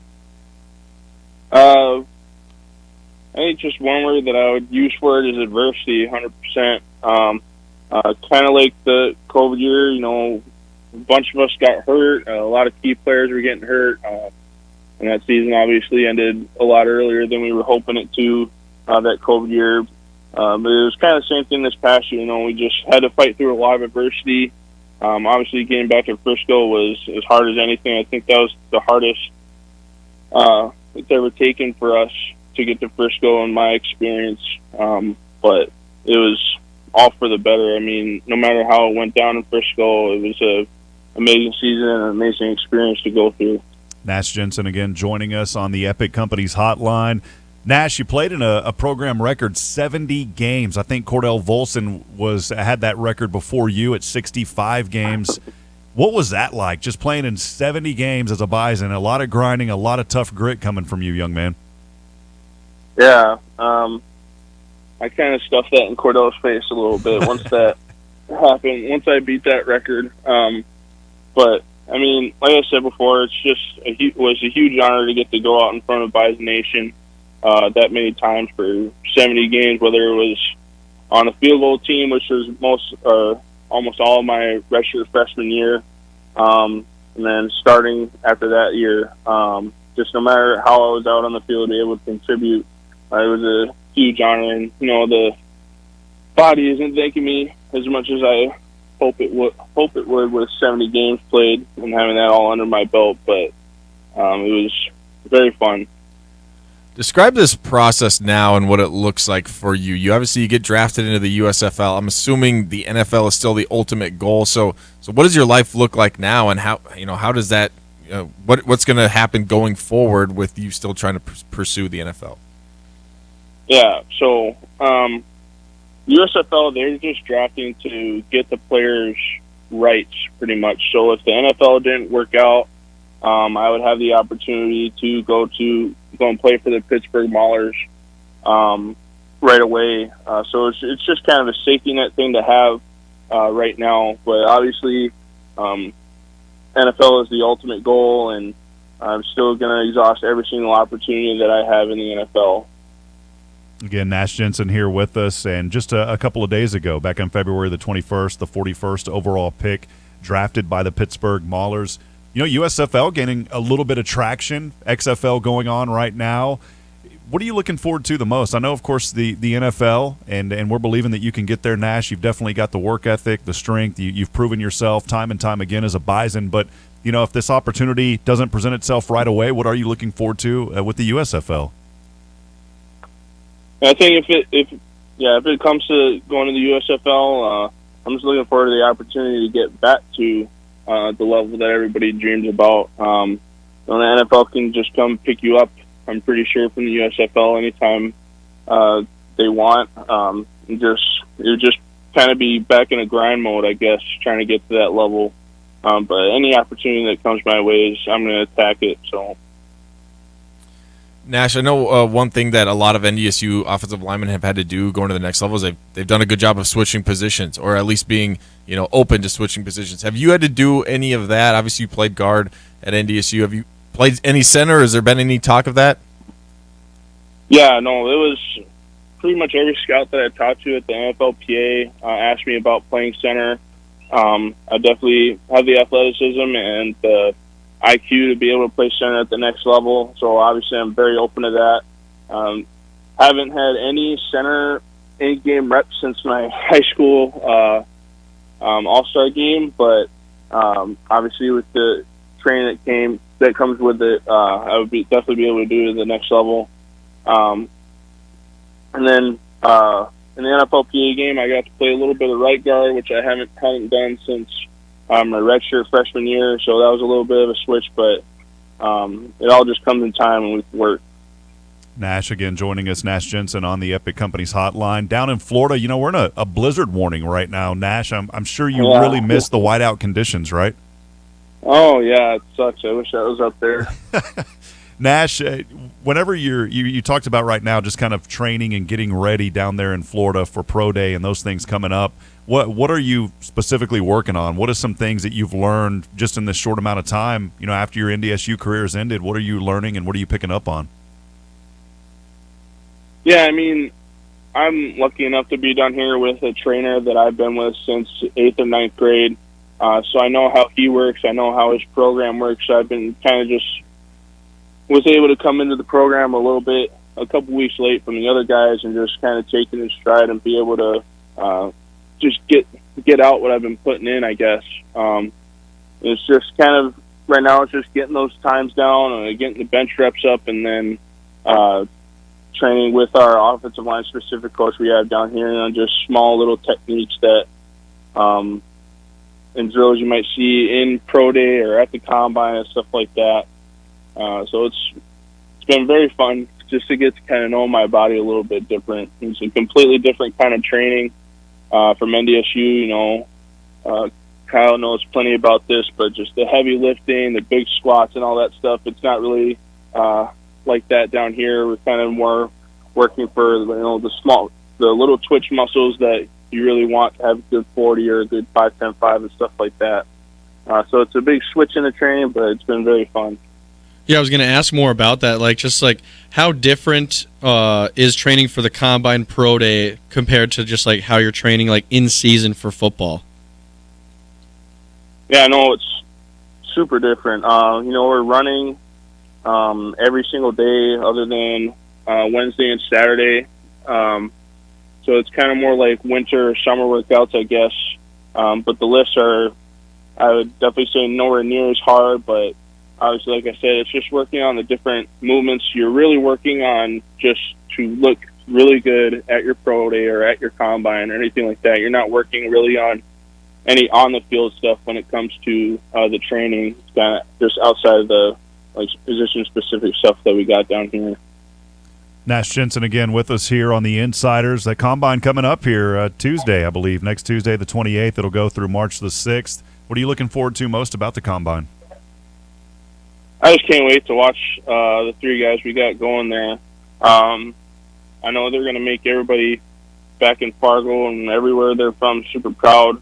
I just can't wait to see them go blow it up on the national stage and just show what NDSU is really about, show that anywhere you can go and find and have athletes. Obviously, the whole world's kind of found out about NDSU, but just to keep showing it and keep proving it is huge. A lot of opportunity, Nash. As always, we appreciate you. Very proud of you, and know that the best is on the way when you work hard, and you've definitely done that over your career at NDSU, and great things are heading your way. So, again, we appreciate you very much, Nash, and thanks for joining us.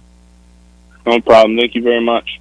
All right, again, there he was, Nash Jensen, there from NDSU and on his way to great things. Love talking to these guys, Kyle, and just catching up with them. And the one thing that you can always hear and understand is just that Bison pride that coaches talk about so much, how hard these guys work. You were there firsthand. Nash is just another example of that. Yeah, and you kind of you realize that it's not the same everywhere else. I learned that pretty quickly. One of my best friends, and I won't say where he went, but he just didn't really care about his alumni. He's just like, yeah, I played there, whatever. It is what it is. I'm moving on. It's NFL time now. Where I just don't think you're ever going to see that type of attitude from someone who's went through this program for 4 or 5 years and truly knows what Bison pride is. And I thought the other interesting thing we talked about, Mike asked him about, was the training aspect, and he's right. You truly are no longer training to be a really good football player for these couple months. You are training to be really good at Pro Day. You are training to bench 225 pounds as many times as you can, to run a 40 as fast as you can, to do the agility. It's no longer about, okay, how do we become the best football player through these lists? It's how do I become the best version of myself for Pro Day and to, like he said, look good in those events and perform well at those events. It was described to me as you're now almost like you're a track athlete. You're in track, you don't, if you're a 100-yard sprinter, you don't care about training for the mile, right? You're trying to be the best you can at that one specific event, long jump, whatever it is.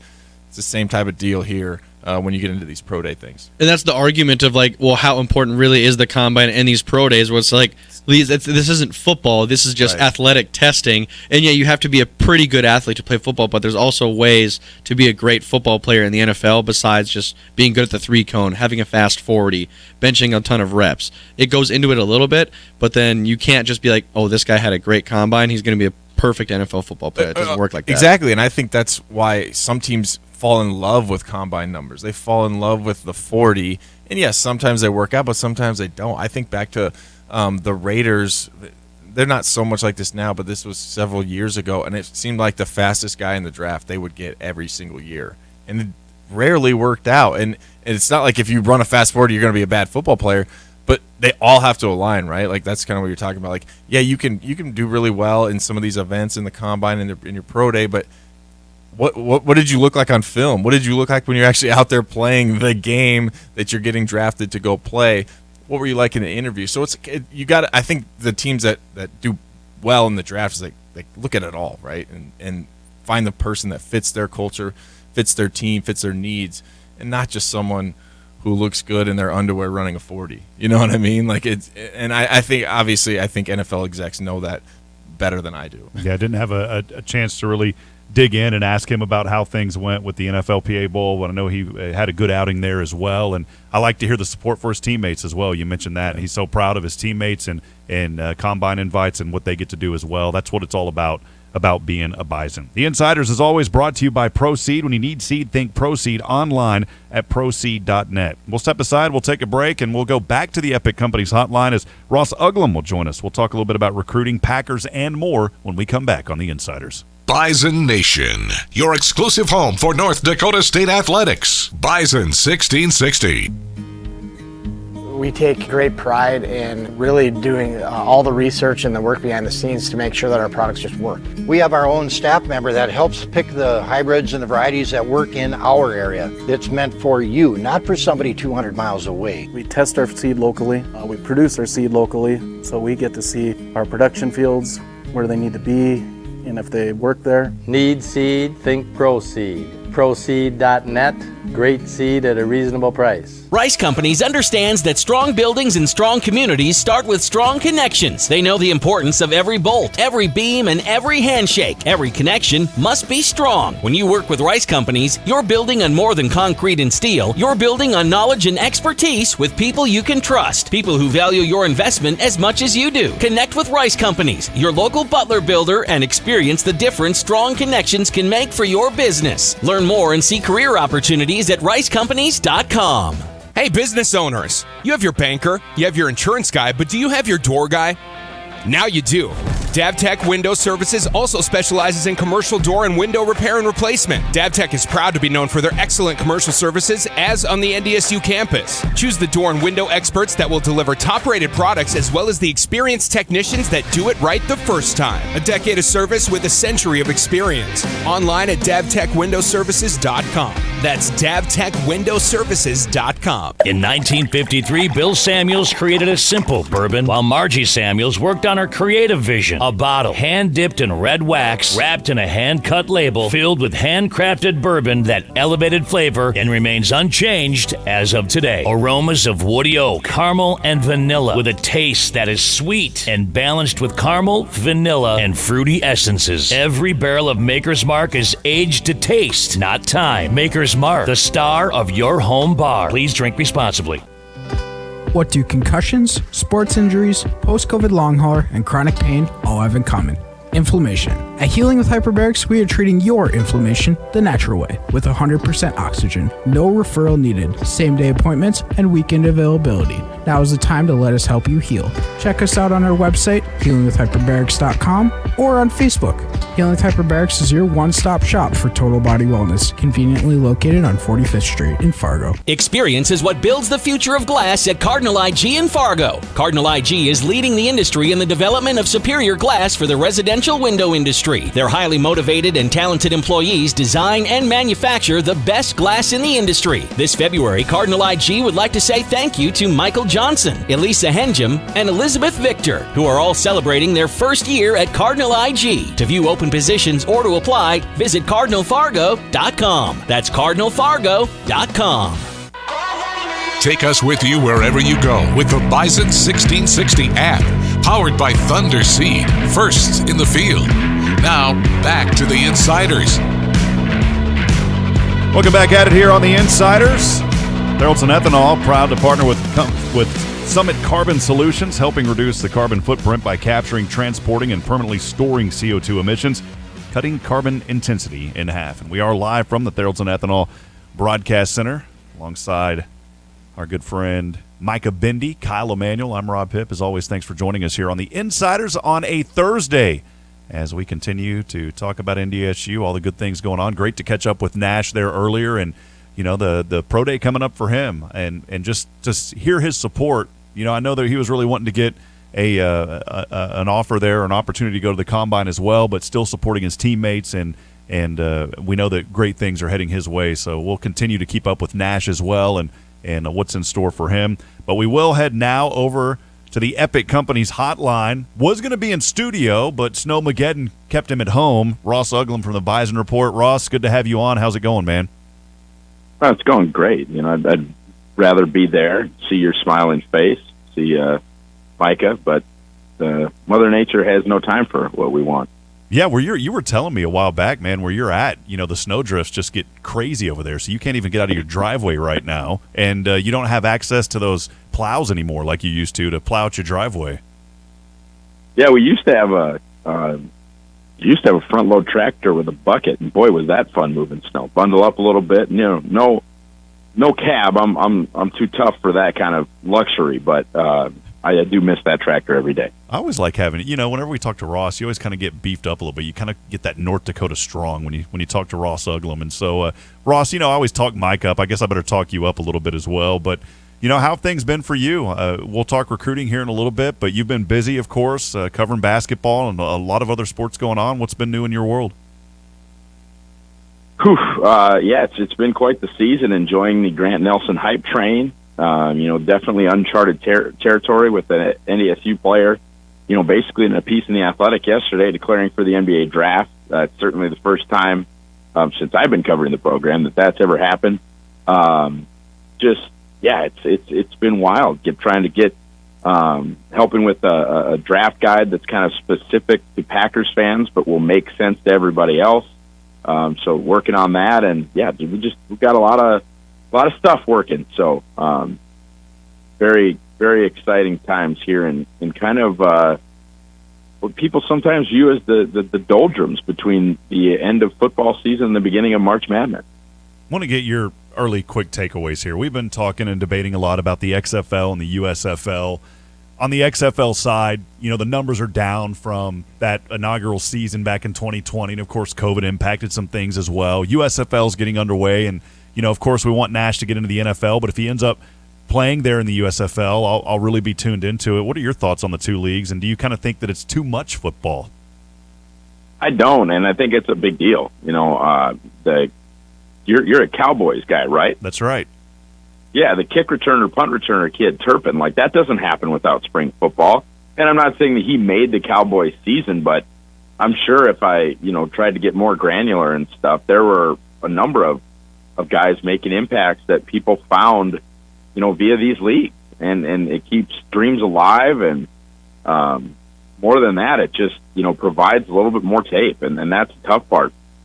If the first round of, you know, what you're trying to do doesn't work out, for example, like our guy Darius Shepard, if the first round of what you're trying to do doesn't work out, everybody's already seen your college and pro tape, so it's hard to put anything on film, you know, that people haven't seen.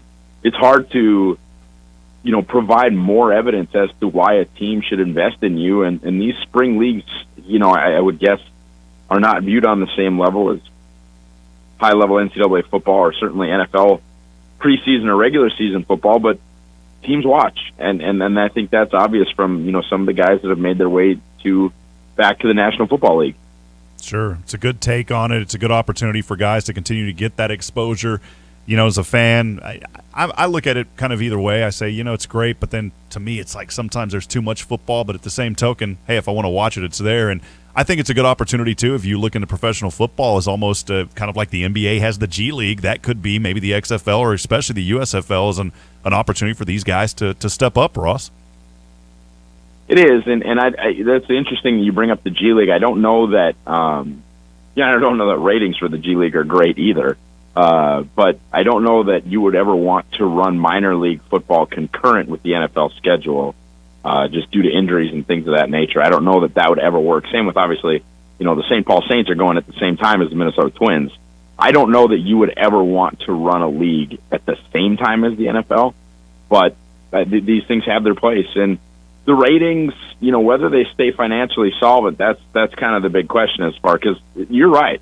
If I don't want to watch it, I just won't watch it, and that's fine, except these leagues have to make money, and if they're not going to make money, one of two things needs to happen. They either need to break even or they need to be subsidized by the NFL. The NFL has to see enough value in minor league football to pay for some stuff. And right now, that's not the case. Right now, to my knowledge, the USFL and the XFL receive $0 from the NFL. Well, yeah, and you made a good point. It's not, you can't really compare it to a G League because guys aren't going to be getting called up from, the USFL if it was concurrent into the NFL. There's just not enough games, and as you mentioned, a good point about injuries and those kind of things as well. I kind of wanted to shift gears. We'll talk pro a little bit more about Green Bay if you can hang on with us on another segment here. But before we wrap up this segment, I want to shift gears and look at NDSU. You do a good job covering the recruits. Got a pretty good recruiting class coming in this year. Just kind of wanted some of your biggest takeaways from this 2023 class that's coming into NDSU. It's an exciting group. We try to stay current. Obviously, it's these classes are always so interesting with the portal. Just because I think it used to be really easy, right, to put up, easy is maybe not the right word. I'm getting yelled at by guys like Hank Jacobs and some of our other friends that have been Cattell, the recruiting guys. I'm sure their jobs were never easy. But I would guess it was a lot easier when you could just take, okay, we're going to lose 18 seniors. We got to wrap up, we've got however many of those guys are scholarships. That's how many scholarships we have next year.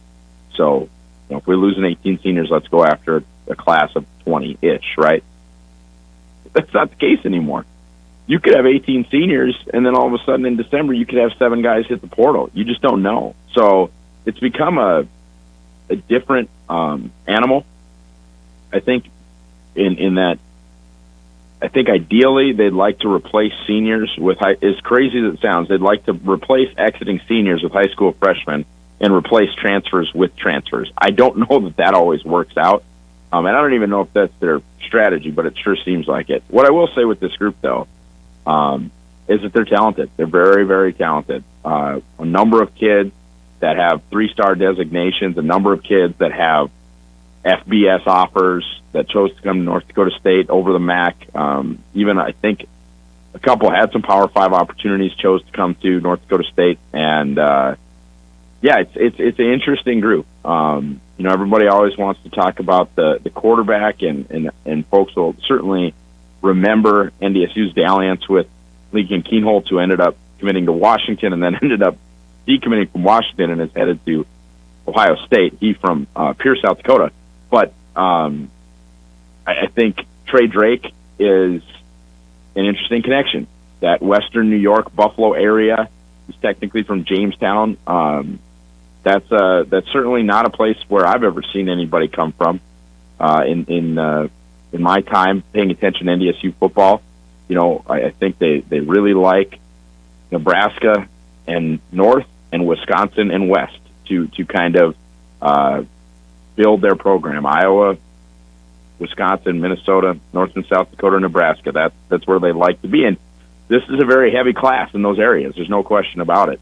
But people always pay attention to the quarterback. He's interesting. And then the one that depending on any other additions, or there are some guys in NDSU's transfer portal that haven't found a home. It would be new to have someone take their name out of the transfer portal or have someone come back into the program.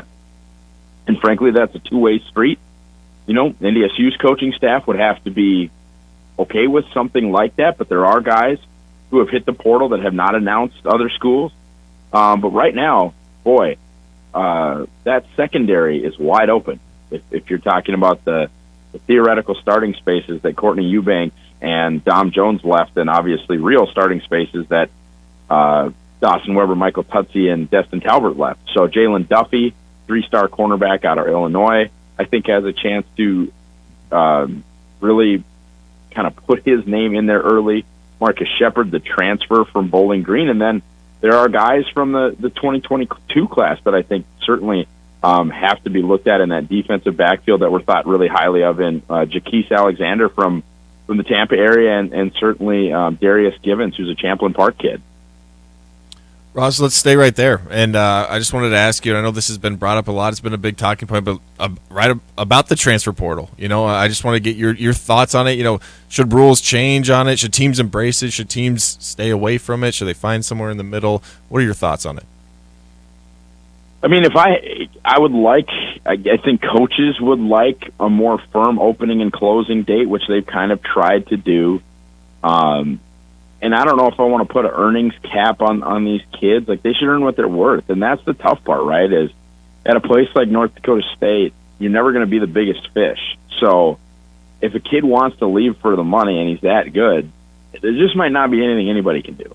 And but what I will say about that is, in my opinion, and I'm too busy to do it myself, but in my opinion, a place like Montana State shouldn't have an NIL collective, and North Dakota State doesn't have one. Like the givers, if you will, in this town, the NIL folks, they need to get organized, and that's a big thing to me. Is would you be able to keep like a Grant Nelson in basketball? I don't know, and I don't know that Grant's leaving either. I had an interesting conversation that'll come out on Bison Report Radio later today with Grant yesterday, but I don't know. I do think, like I said, though, that whether it's recruiting high school seniors or retaining guys, I think the NIL situation in Fargo, and we've seen guys work with Nodak Insurance, we've seen guys work with Comfort King, we've seen guys work with Fargo Basketball Academy. Like, Heaven Hamlin got like a car wash deal.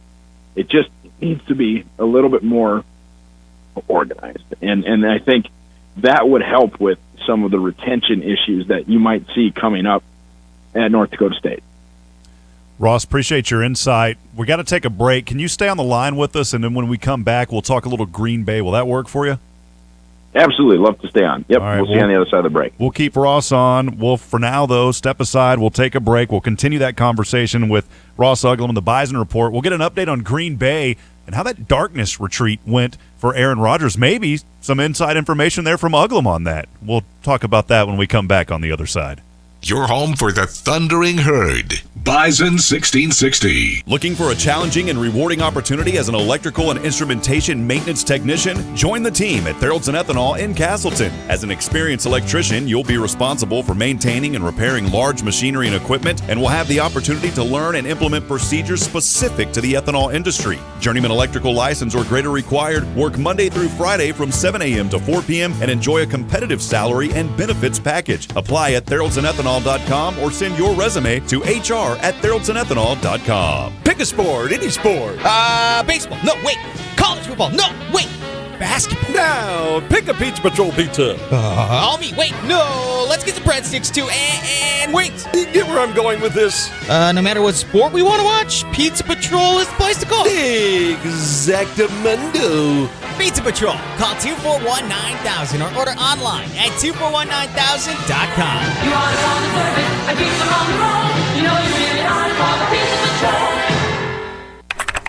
And it's booked. Wait, what if my flight gets canceled or the room is terrible? Ugh, what am I doing? Travel always has specials on dream trips. They do corporate travel, honeymoons, everything. I'm booking with Travel just to be safe. This week's Travel hot deal of the week is Sandals South Coast Luxury Over-the-Water Butler Honeymoon Bungalow, an experience you'll never forget. Next January 16th to the 23rd for around $25,000 for two. Call Travel at 492-5000 or online at travelgroup.com. Love is in the air. It's a brand new day. Birds are singing duets together. And squirrels are chasing each other across the treetops. Everyone has a twinkle in their eye. Boom, chicka-boom. Don't let junk get in the way. We make junk disappear. All you have to do is point. Call 1-800-GOT-JUNK. And you'll be back to your old self again. We've got magic in our fingertips. And that's why everyone starts dancing. Call 1-800-GOT-JUNK. Or visit 1-800-GOTJUNK.com. Dakota Refrigeration, now known as DRI, has been serving Minnesota, the Dakotas, and Montana for over 4 decades. Locally owned and operated since 1974, DRI is a full-service source for your refrigeration, heating, ventilation, air conditioning, and electrical service needs. From the entryway to the kitchen, from hot to cold, from dreary to bright, DRI has you covered. DRI, formerly Dakota Refrigeration, with locations in Fargo, Bismarck, and Minot, online at dacref.com. If the name doesn't get you, then the look on your pup's face will after they've licked their bowl clean. Kombucha from Nutrisource is my dog's favorite topper on her food. If you're ready to take your pet's food to a whole new level, try Kombucha, a new spin on kombucha, but for your dog. My dog loves the beef, but it also comes in chicken and turkey. The bone broth and the health benefits are great. All you need to do is pour it over their food, add water, and serve. Find out more about kombucha and find a retailer at NutrisourcePetFoods.com. The place you go for all your Bison news first. You've got the insiders right here on Bison 1660. Back at it here on the Insiders. This hour is brought to you by Hansen Runsvold Funeral Home, dedicated to helping families look to the future with hope. And remember, what we do today shapes our memories for tomorrow. As always, we wish the Bison teams a successful season in their respective sports, the community that cheers them on as well. A great time with family and friends. It's Hansen Runsvold Funeral Home, proud, as always, to support the Bison. Keeping it right here on the Epic Companies hotline. Ross Uglum remaining on with us. We appreciate your time today, as he was going to be in studio, not able to get out of the house due to the snow. Ross, in a way, glad you didn't make it. I was planning on buying food today. Didn't have to buy food for you, so I'm glad you were at home, Ross. Well, that means you owe me, because now I know that it was on the table. Actually, I owe Kyle, because Cole was in here and we got sickies one day, and Kyle's like, "What about me?" So now tomorrow I'm going to have to do this. So I mean, I'm fine with that. Obviously, yeah. Ross, wanted to talk a little Green Bay. We've got about 5 minutes or so here, and Aaron Rodgers has went on this retreat. We all know about that's been a big storyline with Green Bay, and I'm sure you've been involved in it a little bit. But there was some news that came out, NBC Sports, and this was from. What was this guy's name again, Micah? It was Bob McGinn. Bob McGinn. Micah's shaking his head. Bob McGinn, who has covered the Packers for decades. None like Ross Uglum, though, let's be honest. And he said they are done with Rodgers, citing his own instincts, his knowledge of the league, and, quote-unquote, discussions with someone who has firsthand knowledge of the Packers.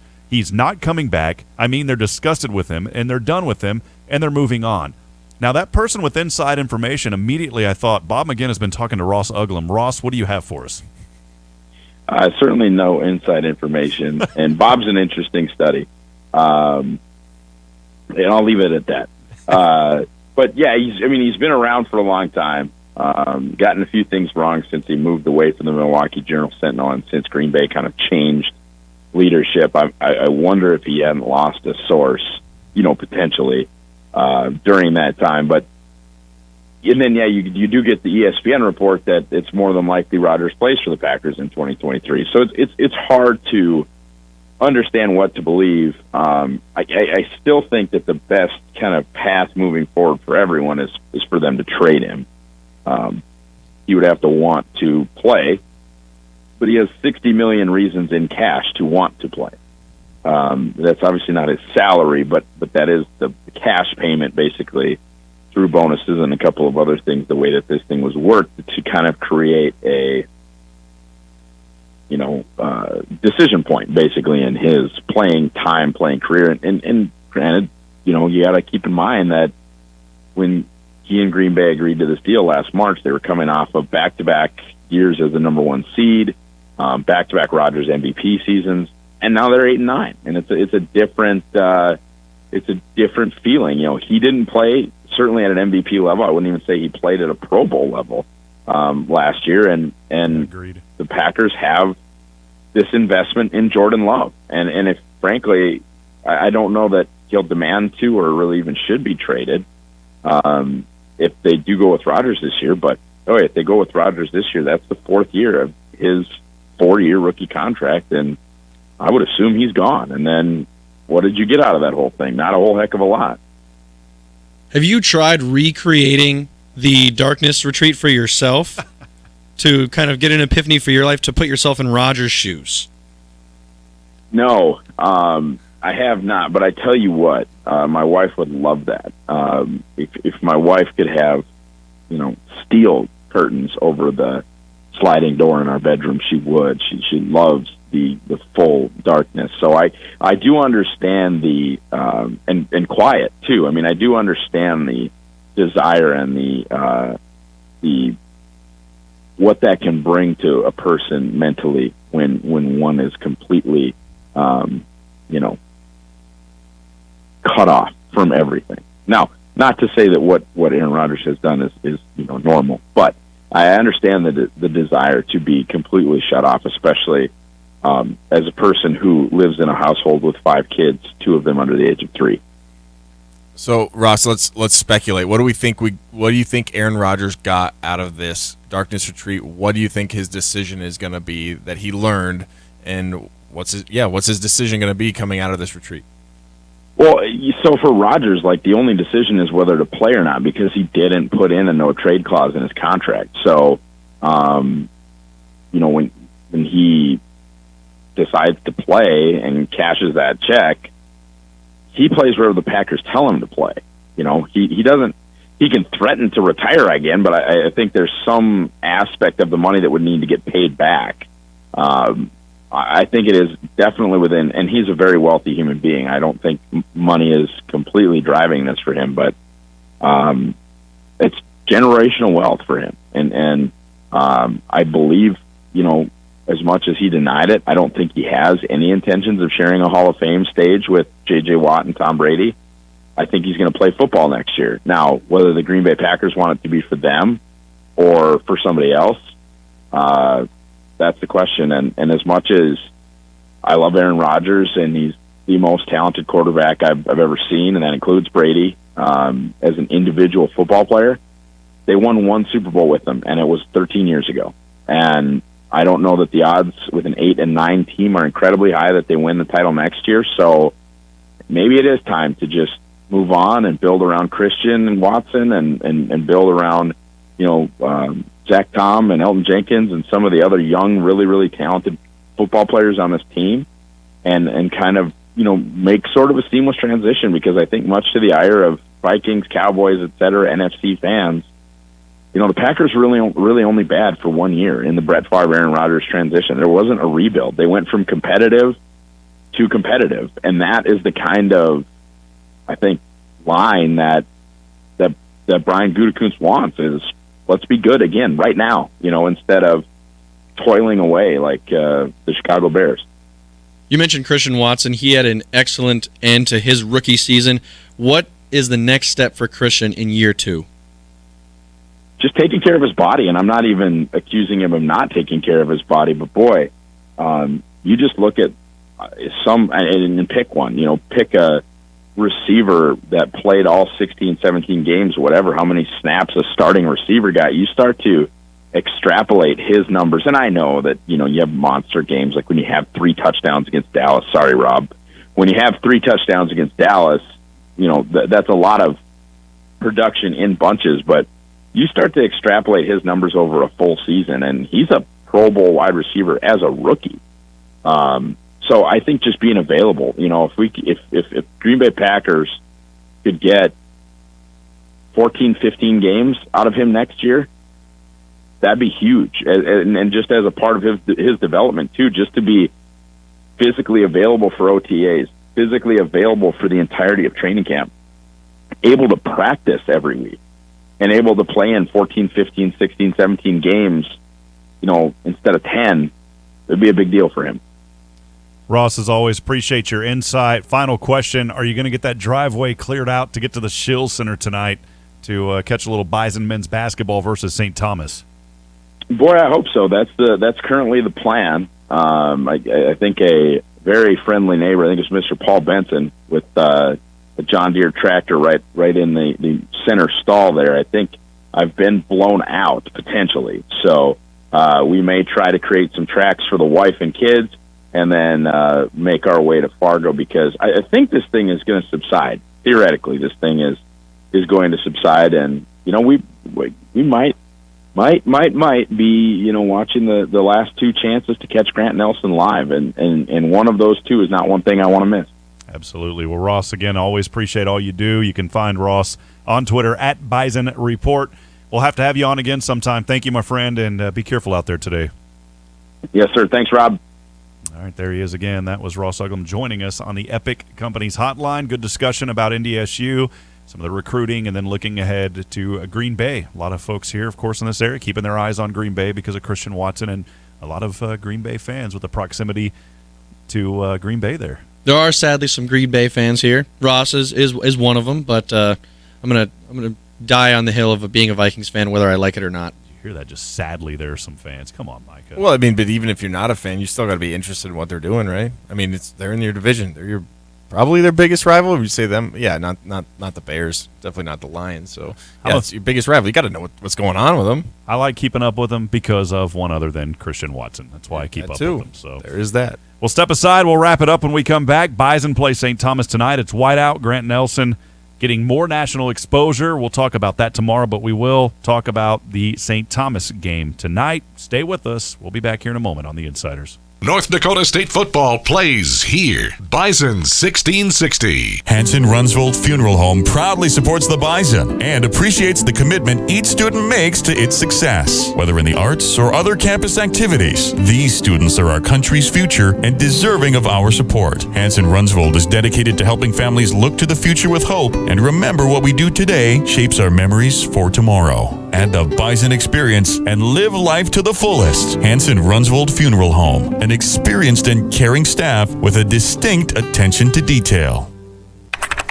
And it's booked. Wait, what if my flight gets canceled or the room is terrible? Ugh, what am I doing? Travel always has specials on dream trips. They do corporate travel, honeymoons, everything. I'm booking with Travel just to be safe. This week's Travel hot deal of the week is Sandals South Coast Luxury Over-the-Water Butler Honeymoon Bungalow, an experience you'll never forget. Next January 16th to the 23rd for around $25,000 for two. Call Travel at 492-5000 or online at travelgroup.com. With the rising threat of cybersecurity attacks, you need to ensure your business is fully protected. Data loss, ransomware attacks, and other breaches can disrupt your business and damage your reputation. Consolidated Communications Cloud Secure Service safeguards your business from these attacks by securing your network, data, and applications. We proactively monitor your security to prevent intrusions before they compromise your IT systems while protecting your staff in the office or when working remotely.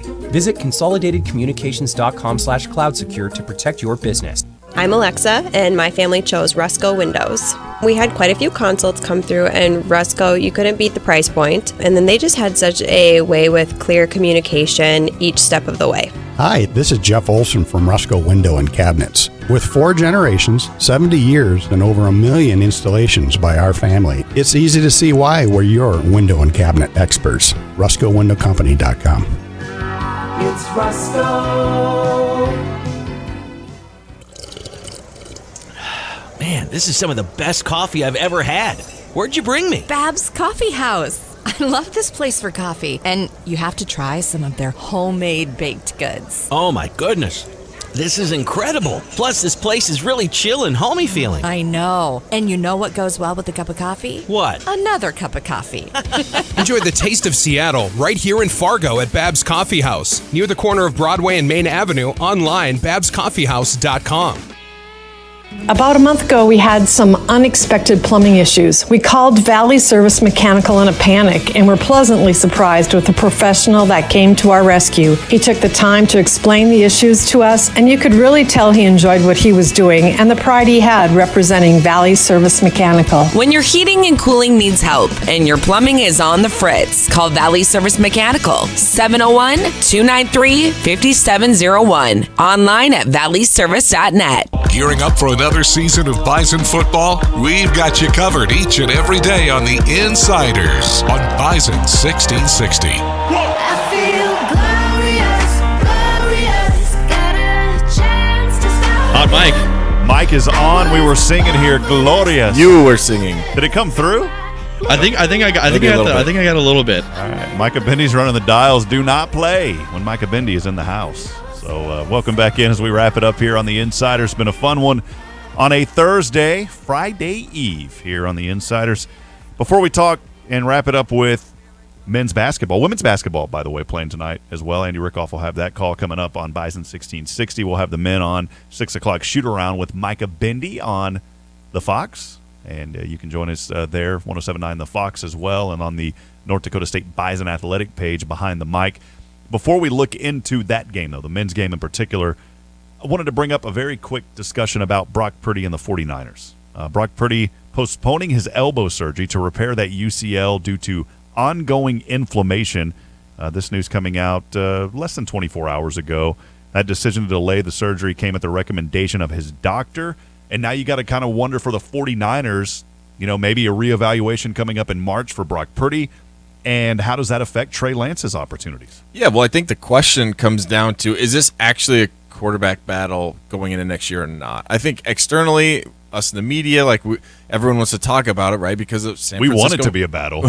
No, we don't. I think we just want Trey Lance to be the guy, right? Yeah. But it's because of the success he had, because he was 7-1, but I'd say technically he's like 7-0. He barely played, and he couldn't throw the ball in that playoff game that they lost because of this injury. So internally for the 49ers, is this even a quarterback battle? It might not be. They might be saying, Trey Lance is our guy, Brock, thank you for what you did, but you're going to be the backup going into next year, given that Jimmy Garoppolo was probably gone. So, but if not, what this means for Trey Lance is can you even have a quarterback battle? Because at this point, I think, Mikey, you were saying it's potentially a 6-month recovery. You don't get it done until middle of March. Now you're pushing right up into the start of the season. You might not be able to do a whole lot before the season starts. So, again, you don't wish for I'm not saying I wish this happened to Brock Purdy. Obviously, you wish him the best in his recovery. But it might mean, if Trey Lance is ready to go, this is his team.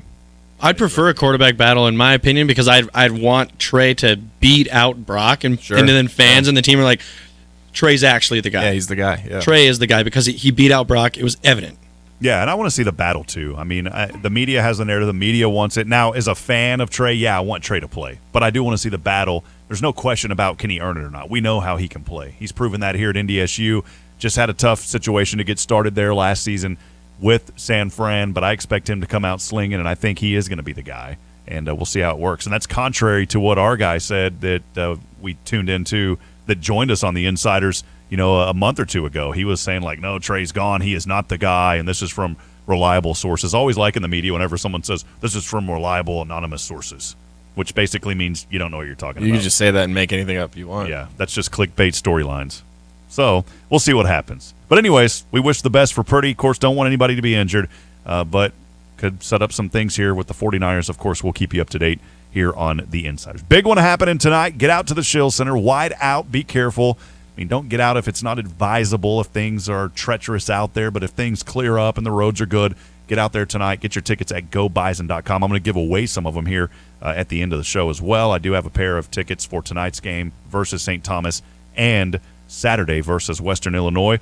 But, Micah, a lot on the line. Both of these teams tied in third place, NDSU men's basketball and St. Thomas. This could be the biggest game of the season so far for either of these teams. And I would argue that it is. The next game is the most important game, and that's what we have here tonight. Both of these games, tonight and Saturday, are going to be deciding what seed the Bison are going to be, who their matchup will be in the Summit League tournament. I'm excited to watch it, and it should be two really good games. Yeah, it's crazy to think about. You know, they come down to these last two games, and like you said, those are the two teams that they're tied with them right there in third. And St. Thomas obviously kind of burst onto the scene this year. Have struggled on the road though, 4-9 away from St. Paul, right? Yep, St. Paul. There we go. They got the basketball money flowing in down there, but they are here tonight in the Shill Center, and guess what we got flowing in? The Thundering Herd, and it is always a tough atmosphere if you're a visiting team here in Fargo. Got some tickets I'm going to give away to the game tonight and to Saturday's game. All you have to be is caller number 7, lucky number 7. Give us a call, 701-476-1660, 701-476-1660. We'll see you tomorrow. A lot more on the way tomorrow here on The Insiders. Have a great day.